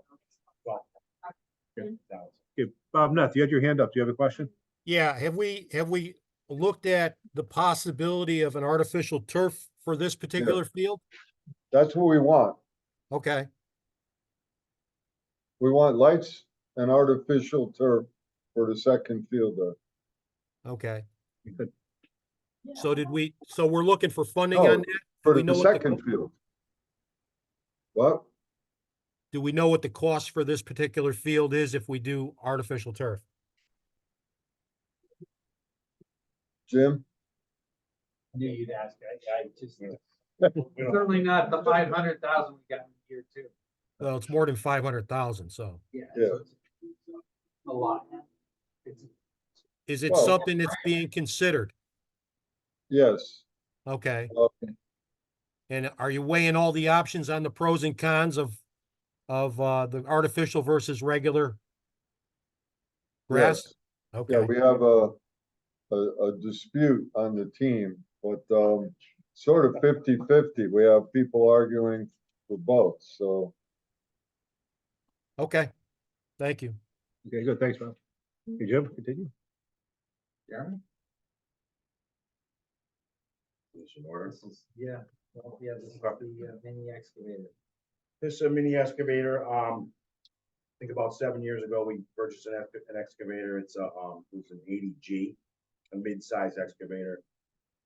We learned by using that every day, that machine goes out to work and doesn't owe this town a dime. It works and works and works. We want to add another one to the fleet, a little bit smaller, so we can go in and do work in outfalls and maybe in people's yards or some of our detention ponds, but can also work in the street, get that work done also. And I think this won't owe us a dime within a year's time. It would be a piece of equipment that would go out daily. It's a 50G. We've actually rented one the last 2 days working on the Church Street project. We needed a smaller one. Mike ran it. He can attest to its durability and the productivity that we're getting out of these excavators. It's just going to be a frontline piece of equipment. Is Mr. Marino the top operator? I think they're all pretty good. We might have to have a contest. We might have to buy like 10, 50 excavators and see where we're at, and we'll have a contest, but that's gonna get the water main by the church. not yet, not yet, Okay. not yet. Excuse me, Diane has a question? So you have a 5-year lease.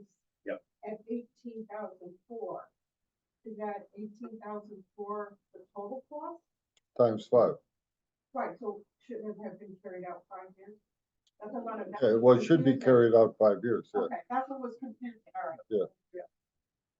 By the way, I think we should have a weightlifting contest between the police and the firefighters too, Walter. I agree. Okay. We'll throw the street department in too. I'll put Mike on. Oh, So, beautiful.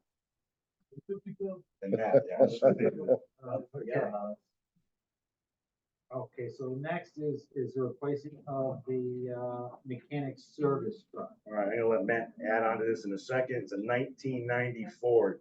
This is even before they had four-wheel drive in these trucks. Matt uses this truck to go out and maintain our machinery out on the road. It's gotten to a point where he can't even use it. It's not even updated anymore. It can't go on and on. Matt, I'll let you, because you're the one who uses it daily, I would like to say I use it daily. or needs to use it. I would like to use it daily. It's 32 years old. There's rot everywhere that just comes along with being a 30-plus-year-old municipal truck. I have engine issues with it. I have some training issues. The equipment on the truck that I would like to use, I don't use. There's a welder generator on it. That's fried, that doesn't work. The generator engine's blown. The generator head, even if it did work, doesn't generate power anymore. There's a compressor on there. I can't use the compressor due to no engine for the generator. They're all tied in together. I've had it die on me coming down Andrew Mountain, no brakes. Not fun. Kind of crazy, but Kind of crazy. but it's in it needs to go. I mean, we've had this on our list for probably 5, 6 years, but every year we push it back 1 year and say, well, we'll make. Jim, I remember when Public Works got that truck, so. Bob Nutt, do you have a question? I noticed there's a little boom on that truck. Is that something that you would get for the new vehicle? That crane, to my knowledge, is there when we used to service the pump stations. We don't do that anymore, Okay, so that wouldn't be on the new truck. okay. Thank you. The new truck would have a lift gate on the back just for Yep. putting truck tires in and out, but that's about it. Okay, good. Thanks. Okay, next. Old number 16. I thought it was 1992. Maybe. We'll just count for one more year.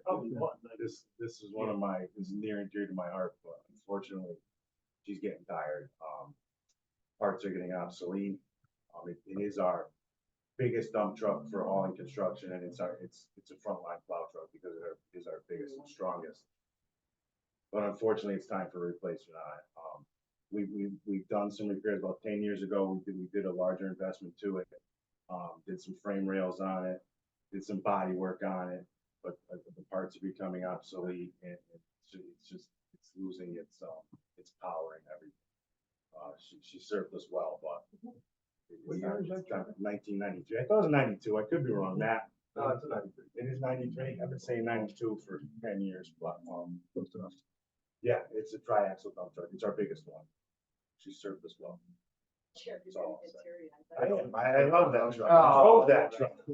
We'll set up so you can bid on it. Put it in my driveway. 32-year-old stuff, that. It did good.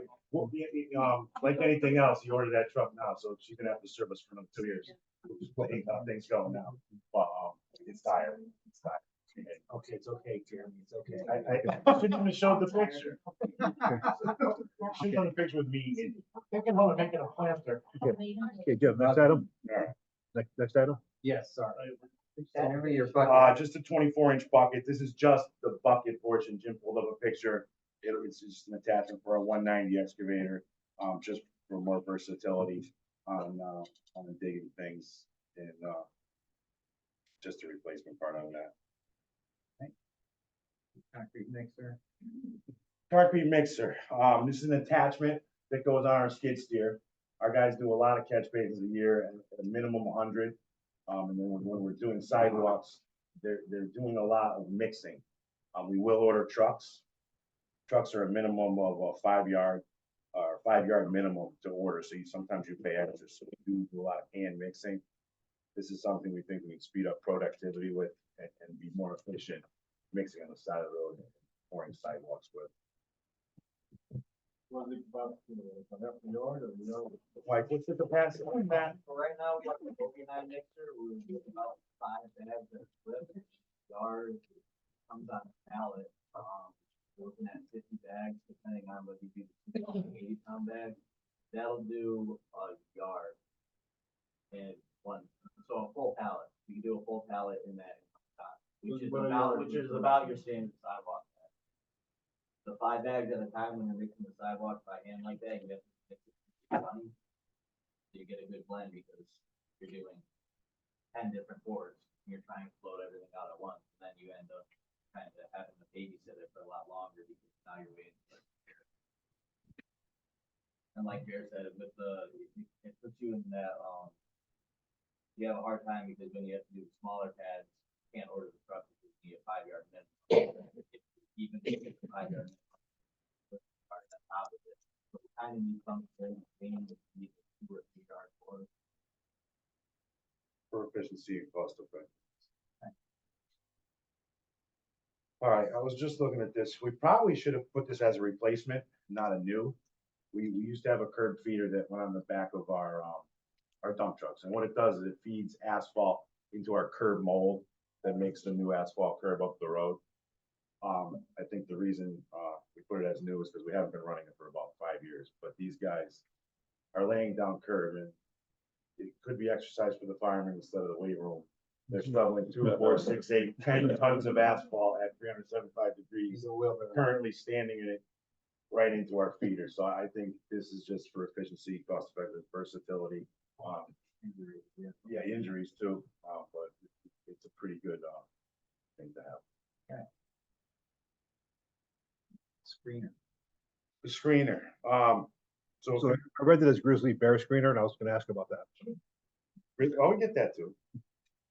So a few years back, we started contracting out, making our own material in-house with our spoils from all our excavations.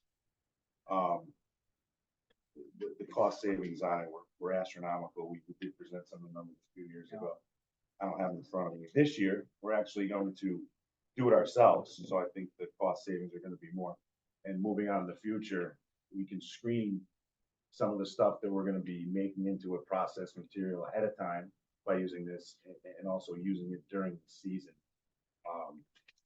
So Mike had some thought, Mike, what else you got? This is one of the things that. Yeah, so right now, like Jared said, we take all of our spoils and run it through process, and that's how we're making our process instead of buying it. The grizzly bar is just what it said. It's basically the 45-degree angle with bars in it. So during the season, you can take, it'll separate your sand and your smaller gravel and your rock. So then you're just crushing rock with your asphalt, and then you have clean fill for anywhere you can feed it, sinkholes, things like that. Like what next week we have our Next crusher. week we're gonna crush. We're gonna do it ourselves for the first time. So basically, once a year is when we do the crushing. Pretty big operation, takes about 2 weeks out of the year. Yep. We had a dollar amount where we were paying contract this year. We're hoping to We're going to double cut the that price. amount We're of going to cut it in half material we and double the material. We're going to cut the price in half Yeah. and double the output. Basically, we've had a $6 amount where he said, once you get to this, you stop. The pile's never gotten back to zero. Every year, crush 3/4 of the pile, and it gets bigger. So this year, we're hoping to double.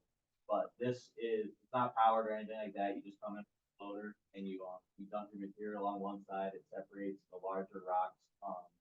This company makes them to spec, so you could actually put a down to a 3/4 inch screen on it. You could take that 3/4 screen off and do bigger 6 to 8 inch. So this will help us have clean fill throughout the year, so we're not using our process. Like I said, sinkholes, places like that where we get a little bit extra material throughout the year in between our production. Screening. So we did our own topsoil. Yep, did that for the first time too. We started making our own topsoil out of. We're just trying because you can't store all the material we take out of the ground, so we're recycling it back to a product. We weren't doing it with our topsoil yet, but last year we started storing our own for a full year, and then brought in a screener and reused it. Like I said, For it's about cost effective. years, the catch basins, all that stuff was just backfilling. And then we were buying process to do a project. So this has been a home run. Yeah, well, Because now we're not, backfilling material and we're not buying process and making the good material, so. And there's no place to dump, so Yeah. you're recycling it. Making it. It's been great. Okay, next. Okay. Sandra, your fountain. Is Sandra's fountains or is Jeremy's fountains? I'm calling them Matt's fountains. Matt's fountains. They're a joint public works effort, joint public works effort. The thing I get the most calls about is why aren't the aerators, the fountains at Commerce Pond functioning? We bought them 7 years ago. They're roughly about the same price. It's $25,000 for two aerators. We've had issues. Matt has made a great effort in trying to fix them. We bought a few parts, and unfortunately, they're not repaired. So we would like to replace them. I don't see them on the list. They're on the next page. Who puts on the scuba gear, goes down there? Our guys go on a boat and we play like Gilligan's Island. Hey, it should be on page 5, Diane. Did we just skip over radio and stuff? We did. Yes, you did. That's why I got confused. Sorry, you didn't have a good photo for radios. You know, that visual aids, how would you go to? I know. You know, want to talk about your radio installs? So these radio installs are tied to, the trucks that we would like to purchase. We found that tying them into the purchase of those trucks and with the dealerships, it was too hard to do it all. So we'll just do it separately and have that line item, do a purchase order, so after delivery on the vehicle. Okay, Bob, you have a question? Bob Nuth? No. Is my your hand hand is up or down? Oh, your hand, I saw your hand is up. It is up? Yes, now it's Do you down. have to listen to music in the vehicle? Okay. Radios? Yeah, well, no, it's a two-way radio and I sing to that. Jeremy, with the radios, didn't we talk about, radios with police? Yeah, and they're on a something? totally different system than us. Yeah, but didn't We're police talking talk about about a tying new everybody system in. that ties Yes. it all together? Yes. Is that Not public works. not part of this They're though? on a totally different technology and system. Right. But can they be tied in? I thought, Well- because I thought they said on different channels or something. They're on different channels, they're Different using a houses. different type of digital. They would have to replace the system they just bought. To do it, so. It'd be nice for winter emergencies or Yeah, storms. it would be nice, but Sandra, your vacuum? We vacuum that gets mounted on the back of our truck. You know, see the truck with the big wooden box on the back of it, that's how we collect all the leaves. Our existing one is about 6 or 7 years old, has a little bit of life to it, but it's a very important part of the cleanup in the spring and in the fall. So I can't risk it dying in the middle of the season and coming to bed for money in the middle of the year. So we're talking $8,000 for that. The next line item, annually, historically, we've gotten $30,000. Last year, we got a little bit more, with a little bit of extra money. But we're requesting the same amount as we do every year, that $30,000, that's a lot of the replacement. For the most part, that money is crazy enough, is for mulching the playground fibers in these parks. Playground fibers are a small fortune. I am trying to minimize as I buy equipment and put equipment, for example, as I said, taking out the equipment at Cross Street, it's a large area to mulch and make it safe for what's there. It's not cost effective. So for the most part, it's the playground fibers, it's chains, it's swings that are damaged, and parts for repairs of all the other equipment. And Okay, and then the next is golf carts, so this $43,000 is to buy another 6 carts. We did go to bid, got multiple responses. And this would buy us another 6 carts. We did just get a delivery because of COVID, it was delayed quite some time. If we do go with Yamaha, which is what this number is, it'd still be ordering them in July and getting them in the spring of following year. So it's backed up. They're money makers. They are money makers.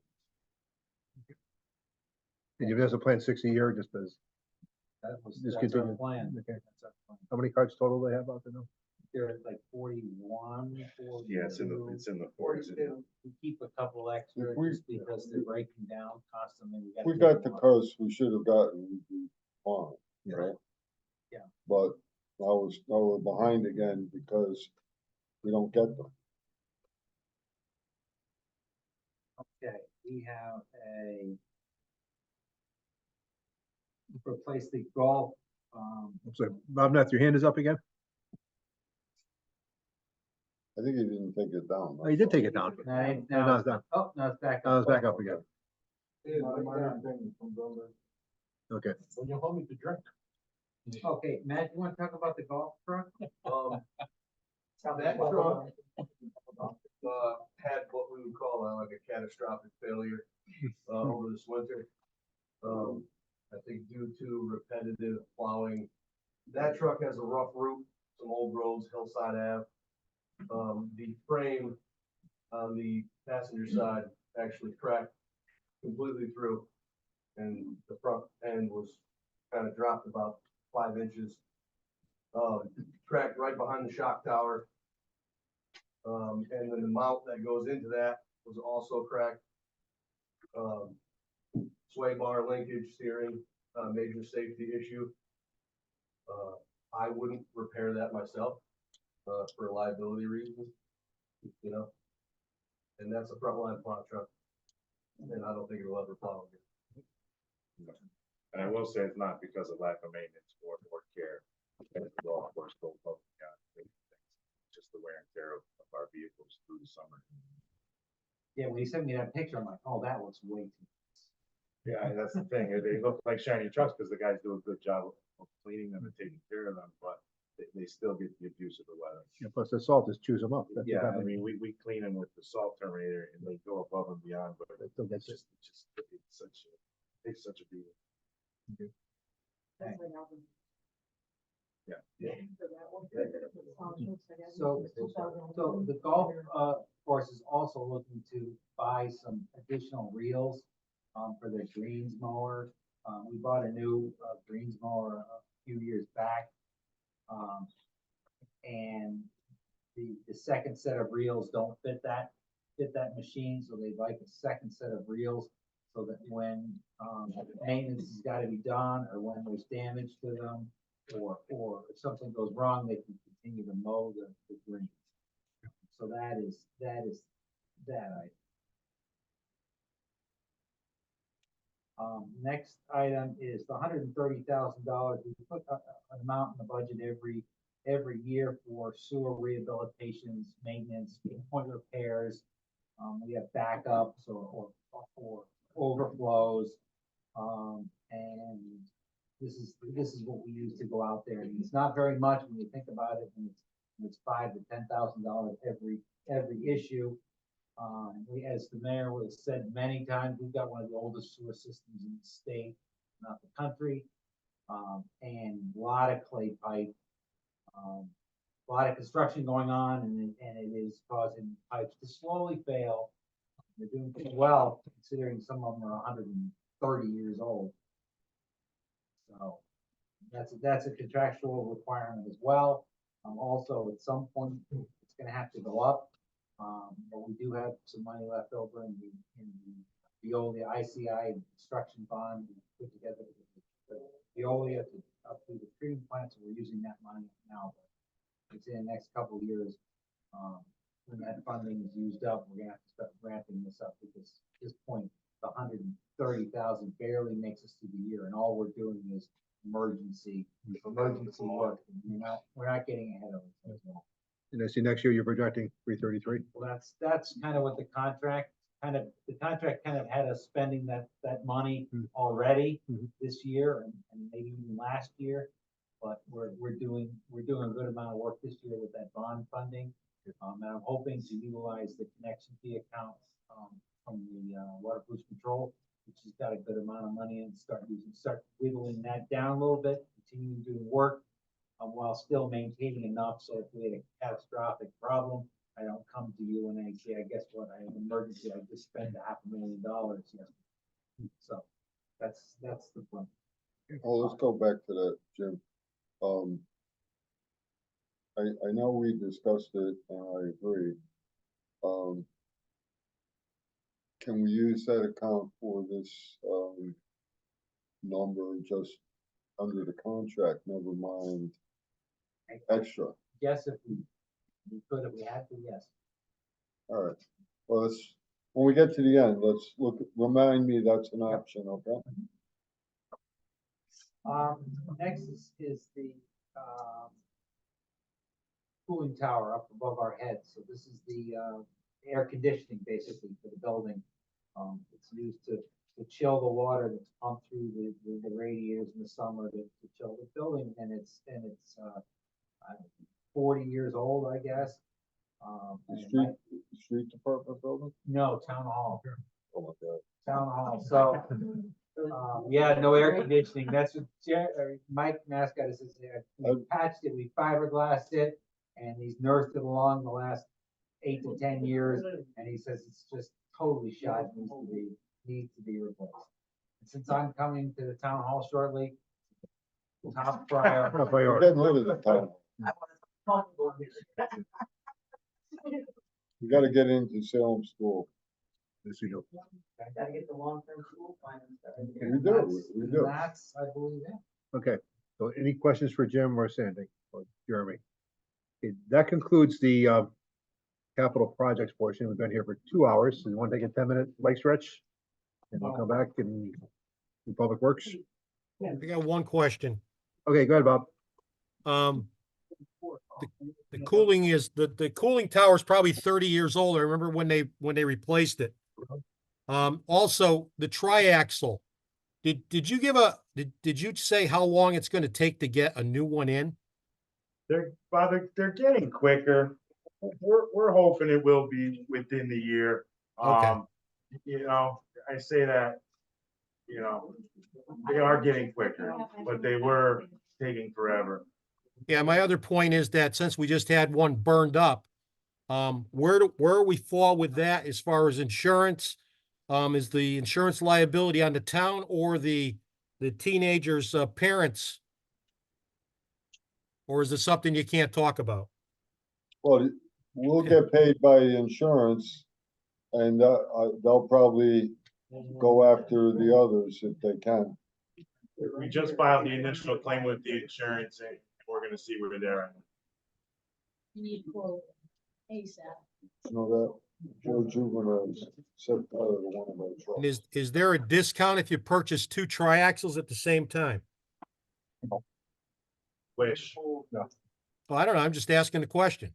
not that I'm aware of. Okay, it doesn't hurt to ask though. No, I always ask, God, believe me, I'll try to pinch every penny out of them, but I doubt it, Bob. Yeah, we already get a pretty aggressive. We discount. do get large discounts more than if you or I went to go buy the truck. It's amazing. And then one last question. I didn't see anything in the budget, and I'm not sure if it would fall under capital. Is there talks about putting cameras down at Linden Park and the Yeah, so- skateboard area?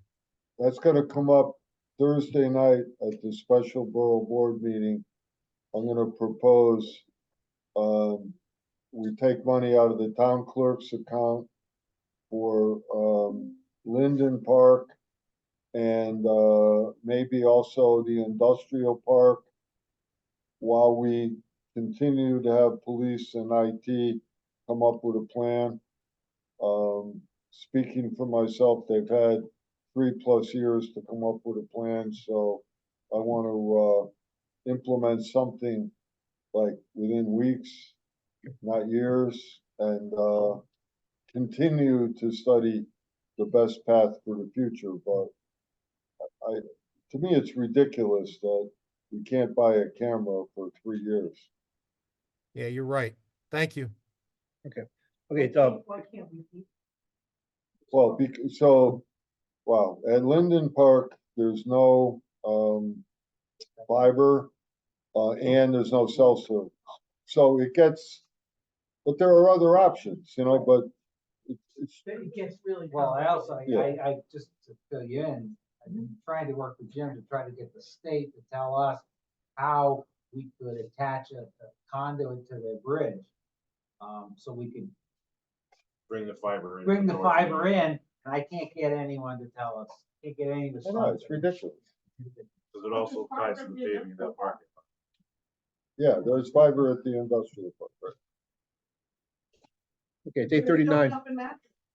Oh, I saw that. Okay, let's 8:45, we'll be back. You want to take a stretch? Taking a break, 5 minutes. Okay, we'll go right into, DPW budget with Jim. Okay, so I'm just gonna hit the highlights, obviously, but there's Thank a you. lot of highlights, unfortunately. I have, which one was the three attachments? This one here, this is B1. B1, 2, and 3. Okay, so, the first bunch of payrolls are all up significantly because there was a new contract and it included 3 years worth of raises. So go over that. So, The 3 years, just explain why. yeah, obviously, we don't budget for raises that we don't know about. That's handled, through another account in the budget system. Correct, Allison? Yes, sir. So we've been holding the same salary amount for all the public works guys the same for 3 years. So this is, Right, but for 3 years, we had 2.5% in the townwide wage increase account. exactly, So even though it looks like a lot, and it is a lot, not as bad. as 1 it year is basically 1/3 of it, Yes, and then the other 2/3 are the 2 prior years. you got it. I don't have my reading glasses here, but, But that's a significant part of the increase at the bottom line.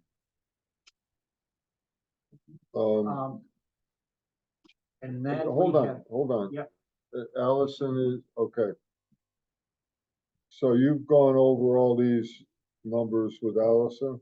Yes, And obviously, we don't have an additional public works employee, included in this. That we did several years back, we're adding one, so All right, we don't so- include one at this point. All right, so let me, especially for the newer people,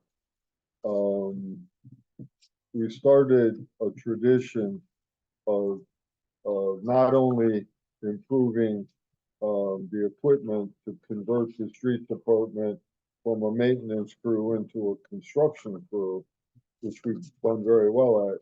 We also intended to hire one new person every year. And by the way, I'm gonna say in the next 10 years or whatever, that'll probably happen as we have more funds coming in. But this year, we're not putting someone in because we have a whole bunch of vacancies that we've had trouble filling because we only fill it with top-notch guys like Mr. Hurley and Mr. Marino, and we don't just go out and hire people, and we've had trouble hiring Yeah, we have good people, right? very stringent hiring process. We take everyone in, we'll get 150 applications, but we require everyone to have a CDL. We take them all in and give them a written test, and half the people who qualify don't even go for the written test. And then the written test knocks out probably 80% of the people who take the written test. And then we run the people through a functional test where they operate equipment, dig a hole, and do various other things. And then if our guys think that they passed that, then we bring them in for an interview and call their references and a physical. They send them off for a physical exam and drug testing and you're down to -1. And yes, exactly. We start 100. If we get 2, 10 months later. if we get 2 out of that group, then we're happy. And we constantly get a group, make a list, and people are leaving because they can make more money. Construction is on fire right now, so. Absolutely. You know, Jim, I don't remember doing all that. Because I was your third choice. I think you could have to say.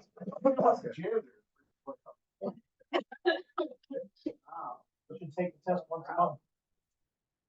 Okay, so, then our part-time, or part-time has gone up by minimum wage increases only.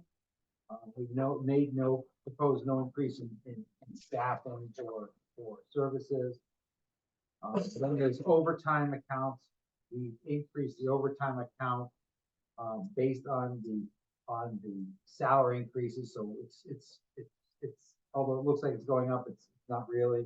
It's based on the percentage of salary increases, so we can keep that going. We've taken the overtime of the recycling center overtime and lumped it into, the overtime street maintenance, because that's where the guy comes from to simplify it. Last year, we got rid of the overtime, winter overtime, so we felt like this would help for bookkeeping as well. That's something we haven't looked at, how it worked out with the extra hours and if we need to do something different. So we should look at that again. In what way? In recycling. Extending the hours on Tuesday, and we should look at that again and see how much how effective it is, if it's working, if we need more. I must say that, just based on that, we have a lot less complaints based on the girls in the office about people being upset because of limited hours. That Tuesday really has helped tremendous. Yeah, in the winter, having the bulk open in the winter has helped a lot of Twice a people. month in the winter. Always and the calling and Tuesday evenings at for those least- people that can't come on the weekend, but they work till 5 o'clock, they're able to keep it open there. It'd be good to see how often people use it, at what times. Maybe we could do that. Thank you, I'm sorry to interrupt. So that's a good point, Rocky. So let's not forget that we do have a bulk trash subcommittee. Yeah, I know you're on it. I Bob think Neff. Bob Neff. So someone else? Our Brian Burgess, Jack. Okay, so we should have someone else, but we do plan over time to increase those services as we can afford to. Right. So we should keep that trend going. I think that's what you're saying, right? Absolutely. Yeah. I mean, maybe Tuesday isn't a good day to be extra hours, maybe it's another day, it's not used Tuesday evenings. We need to look at the numbers, see where they fall. Just to go back for a second, I forgot to discuss something. The Hop Brook regular payroll does go up a little bit more, because our greenskeeper is retiring this year in beginning of August. So we wanted to bring in a replacement July 1, and have him there for at least a month so that he can see the process. It's gonna have to be well more than a month. Well, Just, well, depending, I guess, on who we are, right? exactly. Yeah. So, that's about that, overtime hop.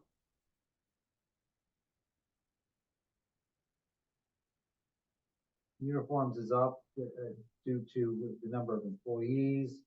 Longevity is down because they're all new.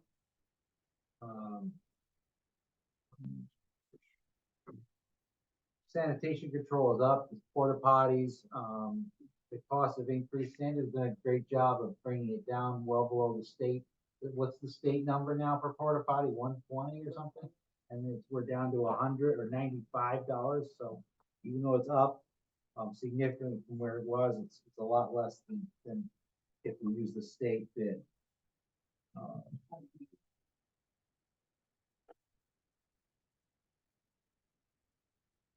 Bulk trash is up due to bid costs. Dumpster collection is up. Contractual increase. MSW is up due to, again, contractual increase. Repairs to building is been transferred to town-wide account, combining them all. Motor vehicle parts we just continue to have trouble, not so efficient in fixing equipment, and the equipment's obviously in better shape and newer and things. I was hoping that things would level out, but obviously Jeremy's working the equipment very hard and we're looking to increase that number a little bit more. Our radio repair budget, $1,200. Jeremy goes through that with what, one or two repairs. Yeah, it doesn't go far, but it gets something done where we can fix an antenna or if there's some damage to it, work. So it's limited, but we have. Tipping fees is a contractual increase. Meal allowance is a contractual change in the contract, so that's where we think we'll be. Future years, it might be less if we continue getting these nice winters. But still the icing and causes our guys to be out and they get a small meal allowance. Lime seed and fertilizers, costs continually go up and they price the stuff out this year. So that's to keep the same level of care. And then street capital outlay, we can go into that, which is page.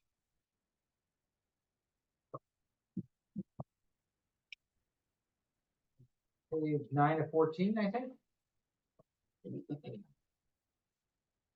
Andrew, you're up again. DPW park, mower detachers. You're on the street capital, Hmm? mower detachers, we, bought 2 new, zero turn mowers last year, so I'm looking for, it's just an attachment. We have a detacher on our Ventrac machine, but the machines are out there, so if we could just put in the attachment, it just gives us more productivity having multiple machines that could attach. Or stop for a second. So for the new members, sounds like capital, but if it's under 5,000, Yes. right? So that's where you are now. If it's under 5,000, it's in the regular budget, not the capital budget, so you don't get confused. Right, it's not a reserve account, so anything that's on that must be purchased by the safety barricades, looking to replace, we have a pile of, temporary fencing that we put when we have events, so we have to block off certain areas. They have been beaten down, tremendously, so I'm looking for safety barricades. I think that it would be multi-purpose, not just for our department, but for multiple departments. We used it for grad night at the high school and for their events, downtown closing off areas. So I am requesting that we place that temporary fencing.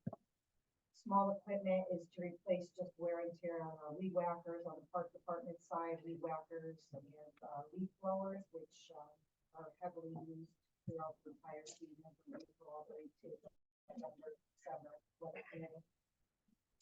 Pressure washer is actually, I guess it's a pressure washer slash water. We're gonna have a lot of plantings downtown, so it's a it was in the budget last year for a smaller size one. I wasn't able to acquire it before the July 1 fiscal year, so it was taken away through the funds. So this one is just a pressure washer to address graffiti in certain areas where we don't have access to water. We use, we need it quite a bit. We have the wall that goes down the Greenway path at Linden Park that's graffiti quite often, so we have to get buckets of water and that will also help us, like I said, with our watering of our plantings that are proposed for our downtown project.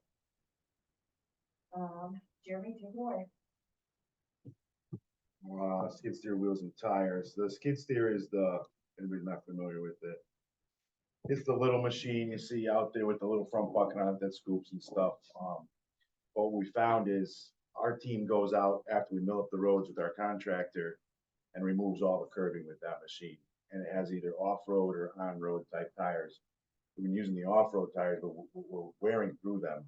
So we want to put an on-road tire on them for the summer to save money. So we're not buying a new off-road tire every season because we're going through so many of them, miles and miles of road. So just to try and actually save money, we want to switch out and have 2 style tires on them.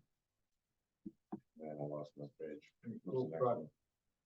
14, you're on 9, page 9. Tools for the tool truck. We have a couple items on here. I'll kind of skip around. So we have tools for the tool truck, portable air compressor, and welder accessories. These would tie into the mechanics tool truck for Matt. It kind of goes along with the radios that I talked about with the other trucks. We find it easier to not tie these into the purchase of the vehicle through the vendor, to get these items through a different vendor cheaper to add onto the truck. Matt, talk about those items at all you can. Well, currently the tool truck that we have, the tools that are on there there's not a lot of tools. When I came into the garage, that truck had minimal tools. There's no power tools on it. Obviously, the truck doesn't use air. Everybody's going electric now. So a lot of that would be to give us the things we actually need to work on the equipment on the road. I believe there's a compressor generator in there. That's actually portable. So it could be used not just on the service truck, but you could blow out lines, irrigation. If you had to get a piece of equipment that was off the road and you had to air up a tire, you wouldn't have to take your whole service truck over there to do so. But that's it. Any questions? I'll answer. Yeah, thanks. And then kind of also moving into our mechanics. Just a couple cheaper for mechanics toolboxes as they come, just to outfit these guys in the garage. They're even with these guys, unfortunately, with our garage, they're still 20 years behind the time. So we want to get these guys starting to move forward like we have with our construction crews. So it's just a couple of toolboxes for the two mechanics in the garage. And then we have the leaf blower and chainsaw just to go as part of our storm response. In major storms, we like to send out 3 crews to cut down trees, remove trees. And as all you know, we're proud of the work we do out there. We're ahead of Eversource all the time. So just part of that storm response system. I think that's it. And then the golf course, they wanted the additional greens cover. We got some last year, they're looking for one more. And then I'm gonna have to talk to Joe again about what this Greens Master Triplex 3-wheel drive kit is. Matt, do you know what that was? I believe that was. Is that to provide a third wheel to drive the mower? Is that? Yes. Okay. Yeah, there's certain, the golf course has a lot of slopes. And they were finding that the mower was spinning the tires on certain spots with the ruining the turf. They do make a kit you can add to the mower that makes it an all-wheel drive mower, remedies that problem. And the greens covers, they kind of rotate them through. Obviously, they're out there all winter long. So usually try and get 1 or 2 a season to rotate them.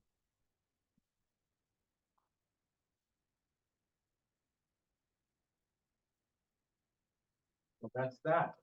Jim, any update on the bridge on Mission 22 Way? Oh, yes, fantastic news. Oh, good news. I mean, if you believe the guy, I really want to. What he's told us is they've changed the. Tell them who the guy is. The guy is our engineer. So this project was supposed to cost $1.5 million. The grants used to be, 50%, so we'd have to come up with $750,000. Well, they've changed the federal grant program, so as opposed to being in the state local bridge program, we go into the federal bridge program. They utilize federal programs because they want smaller bridges on local, very little used roads, because those tend to be the least traveled and the most dilapidated bridges. So they want to encourage towns to fix them. So apparently they are handling the project for you at 100% funding. Oh, I like that. So we're filing paperwork to get the bridge repaired, and if everything falls through, it won't cost us anything. So they're totally good with the fact that it's now a road, right? Jesus, yeah, huh? Yeah. That was a good move. Yeah. That was a great move. Always been a road. Yeah. I think they shook their heads a little bit, but. Well, no, when you switch from the state to the federal government, it was a road. Are there any other bridges we have in town that would qualify for that? What are they doing? Yeah, it's tough because you've gotta be above, I think, 12 feet and below 20, so it's not a big. It's very strict requirements. Yeah, it's a very small, it's gotta be an unused road, basically, so. We're good. But our bridges are in pretty good shape. Good. At this point, we don't have any other than culverts yet. Okay. Okay, I don't see any hands up. Any other questions for Jim on Public Works? You want to go right into WPCA? Yep. Okay. WPCA is, thank God, not too interesting this year. Payroll's up, contractual, Well, tell them what that is. It's 1/3 of your salary. 1/3 of my salary and a sixth of a secretary's salary. So if you look back a few years, it's gone down significantly over the years. And it's pretty much bare bones at this point. Veolia payments, that's up by a CPI, calculated CPI contractual adjustment. Well, stop, which stop also- there. The revenue's up corresponding. Revenue goes up as well. Right. By a CPI adjustment, same thing as the collection system maintenance that goes up. And individual equipment outlays. Fred from the engineering department, who's handling the files for the WPCA, wants to expand the filing system that we've got, similar to the building department for the WPCA. So that's the $3,800. So the projected revenue is about 200,000 over expenses? Yeah. So I think that's conservative as far as most of the numbers are good. The only thing that's questionable is the profit sharing, but I think that's conservative. So let's stop there. That last year, that number, 198,200, whatever it was, 350, yeah. well, that's for the following year. Right? Did we collect the 200 grand? Yes, We did. yes. All right. And then next year is 350. I'm thinking it'll be upwards that, I'm hoping. So what that means is we basically have close to a wash on the expense versus the revenue. But we're now, at least this year or next year, we're making a profit on top of Yep. that. And that should go off into the future continuously unless there's a bad year, right? Unless there's a breakdown, really, that's the only thing that hurts us. It's plenty of sewage, and sludge in the market, so they just have to keep that thing running, and they've learned that too, because they get hurt a lot more than we do. If there's a breakdown, so they're doing everything they can, all the preventive maintenance they can to keep that incinerator running. It's also what they found over the last 20 years, that it's like an engine. You want to keep it works better than cooling it down, heating it Yeah, up, wanna keep it cooling constant. it down, because they go up to 2,000 degrees from room temperature, and the welds expand, and the refractory brick expands and contracts, and expands and contracts, and that's what causes the cracks and the welds and things. Just so I don't causes the forget, first thing tomorrow morning, I want you to call Veolia and find out the results of that TVing for the grease tracking. That's Celentano Drive? I need an answer. Okay, we'll do. That's the Celentano Drive? What? Celentano Drive? Yeah. So then we have engineering, is our next and almost last budget. Again, two of the people in the engineering department are in the public works union, so that's why that has seen an increase contractually, 3-year increase. Longevity has gone down because we have a younger person in the office, so that's longevity allowance has gone down.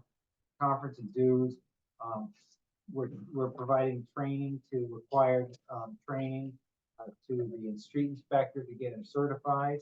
So that's what that $1,400 is for. Environmental testing and compliance, that's gone up significantly. What we need to do is permit our new transfer station and the new parks facility site. They need to get industrial stormwater discharge. We didn't do the transfer station originally because it was a temporary site, but now since we're thinking it's gonna be permanent, we have to get that permitted and licensed. And as well, we never did the parks. So who's facility. gonna do that work? We would have our stormwater engineer do it. He's priced it, and although they failed us in the past, they do a pretty good job with stormwater. So they're proposing to keep using, Weston and Sampson for that. Oh, whoa. We're gonna have to relook at that. I know, it hurts me, but he's the only guy, he's the only guy who's stuck with us and has done the work. Everyone else has decided that there's no money to be made, it's not worth it. They come out and they sample and they help us out with our reports and they keep us compliant. Unlike many towns in the state who have just ignored the requirements completely. We're not superstars, but at least So we're you're- keeping the DEP. You're vouching for this guy? Yeah, unfortunately, What? yes. You know what happens if you're wrong? I thought I got a buy because of. You do, you're right, you got one, you're all Of set. Goliath, I Forget thought about I got a Forget 6-month about it, buy. forget about it. We've lowered, to try to compensate that, we've lowered our phase 2 stormwater testing, down. And what else is there? Rico copy paper has been transferred to the IT department. That's service and paper for the copiers and plotters and all that equipment. And then again, the equipment outlay, Fred wants the second phase of his filing, system. If you've been down to the engineering department, Fred's doing a nice job trying to reorganize that Saw that, yeah. office, but he's still got filing cabinets, every different kind and shape of filing cabinet you could imagine piled in there for the last 40 years, so they're trying to organize the space. Any And then the questions? last one would be Any questions for Jim on engineering? the 4th of July, Sandra. Just gonna burn some money, It's the same as last year, right? increase. Oh, well, so let's, Thank you, Sandra. it increased because we're not doing a second show, but because the cost of munitions went up? Yeah. Okay, So we'll just do less than show, the price. We're opening the bid on Thursday, so we'll see where we land. But the price of the mortars have gone up 7%. so who's bidding, do you know? I don't know. I mean, I'm assuming aren't the companies that has in the past. We have to call them, Sandra. Why would you call them Sandra? Call them by their name. Oh, I called them. Oh, they know they're gonna actually, They know the bid. yeah, I know, anytime I bid out our existing vendors. I know, but like, was the last year, the year before they just spaced? Yeah, they just forgot. I thought by last I was notified. So, yes, the price of mortars have gone up. We are. Okay. We are. So refresh my recollection, what's the company that we've had the last couple of years? Connecticut Pyro. And the other one was Pyrotechnic? Are they both gonna bid? Hopefully, Pyrotechnic has just, it was, last time they did it was, I think, 3 years ago. And, it was like a third of the fireworks that we were getting. We set the price. Right, they weren't- Give us a $25,000 Right. show, tailored around that value, and it was, when you looked at the amount of the mortars for each show, it was like a third of what. Yeah. So, but it is up to bid, so we'll see when we follow the level of the fireworks show. That would be a great deal. Right. Okay, any questions on fireworks? Next week is the big one, Board of Education. So we will be meeting out of the Board of Ed at 8:30. Budget books will be ready tomorrow. Hamilton? No, No, no, that's what that text was. so not ready yet. It's on hold. I'll hold again. What's on hold, a meeting or? Oh, the books. So they're on hold. So, That's what the. How about digital? We can't get digital? Hold on, That's what she asked for. yeah. hold on, That's- I got mine. You It's might, you might have a changing. draft. I just got a text, it's changing. You might have a draft. Is it going down? Chris makes changes, we'll send it out. It's not ready yet. The digitals are not ready yet. Which means the I printing. think which one my suggestion, but maybe they look at it. That would be beautiful. Meeting is adjourned at 9. 9:18. Thank you. Dan. Thanks, guys. I'm sorry, what did I accept?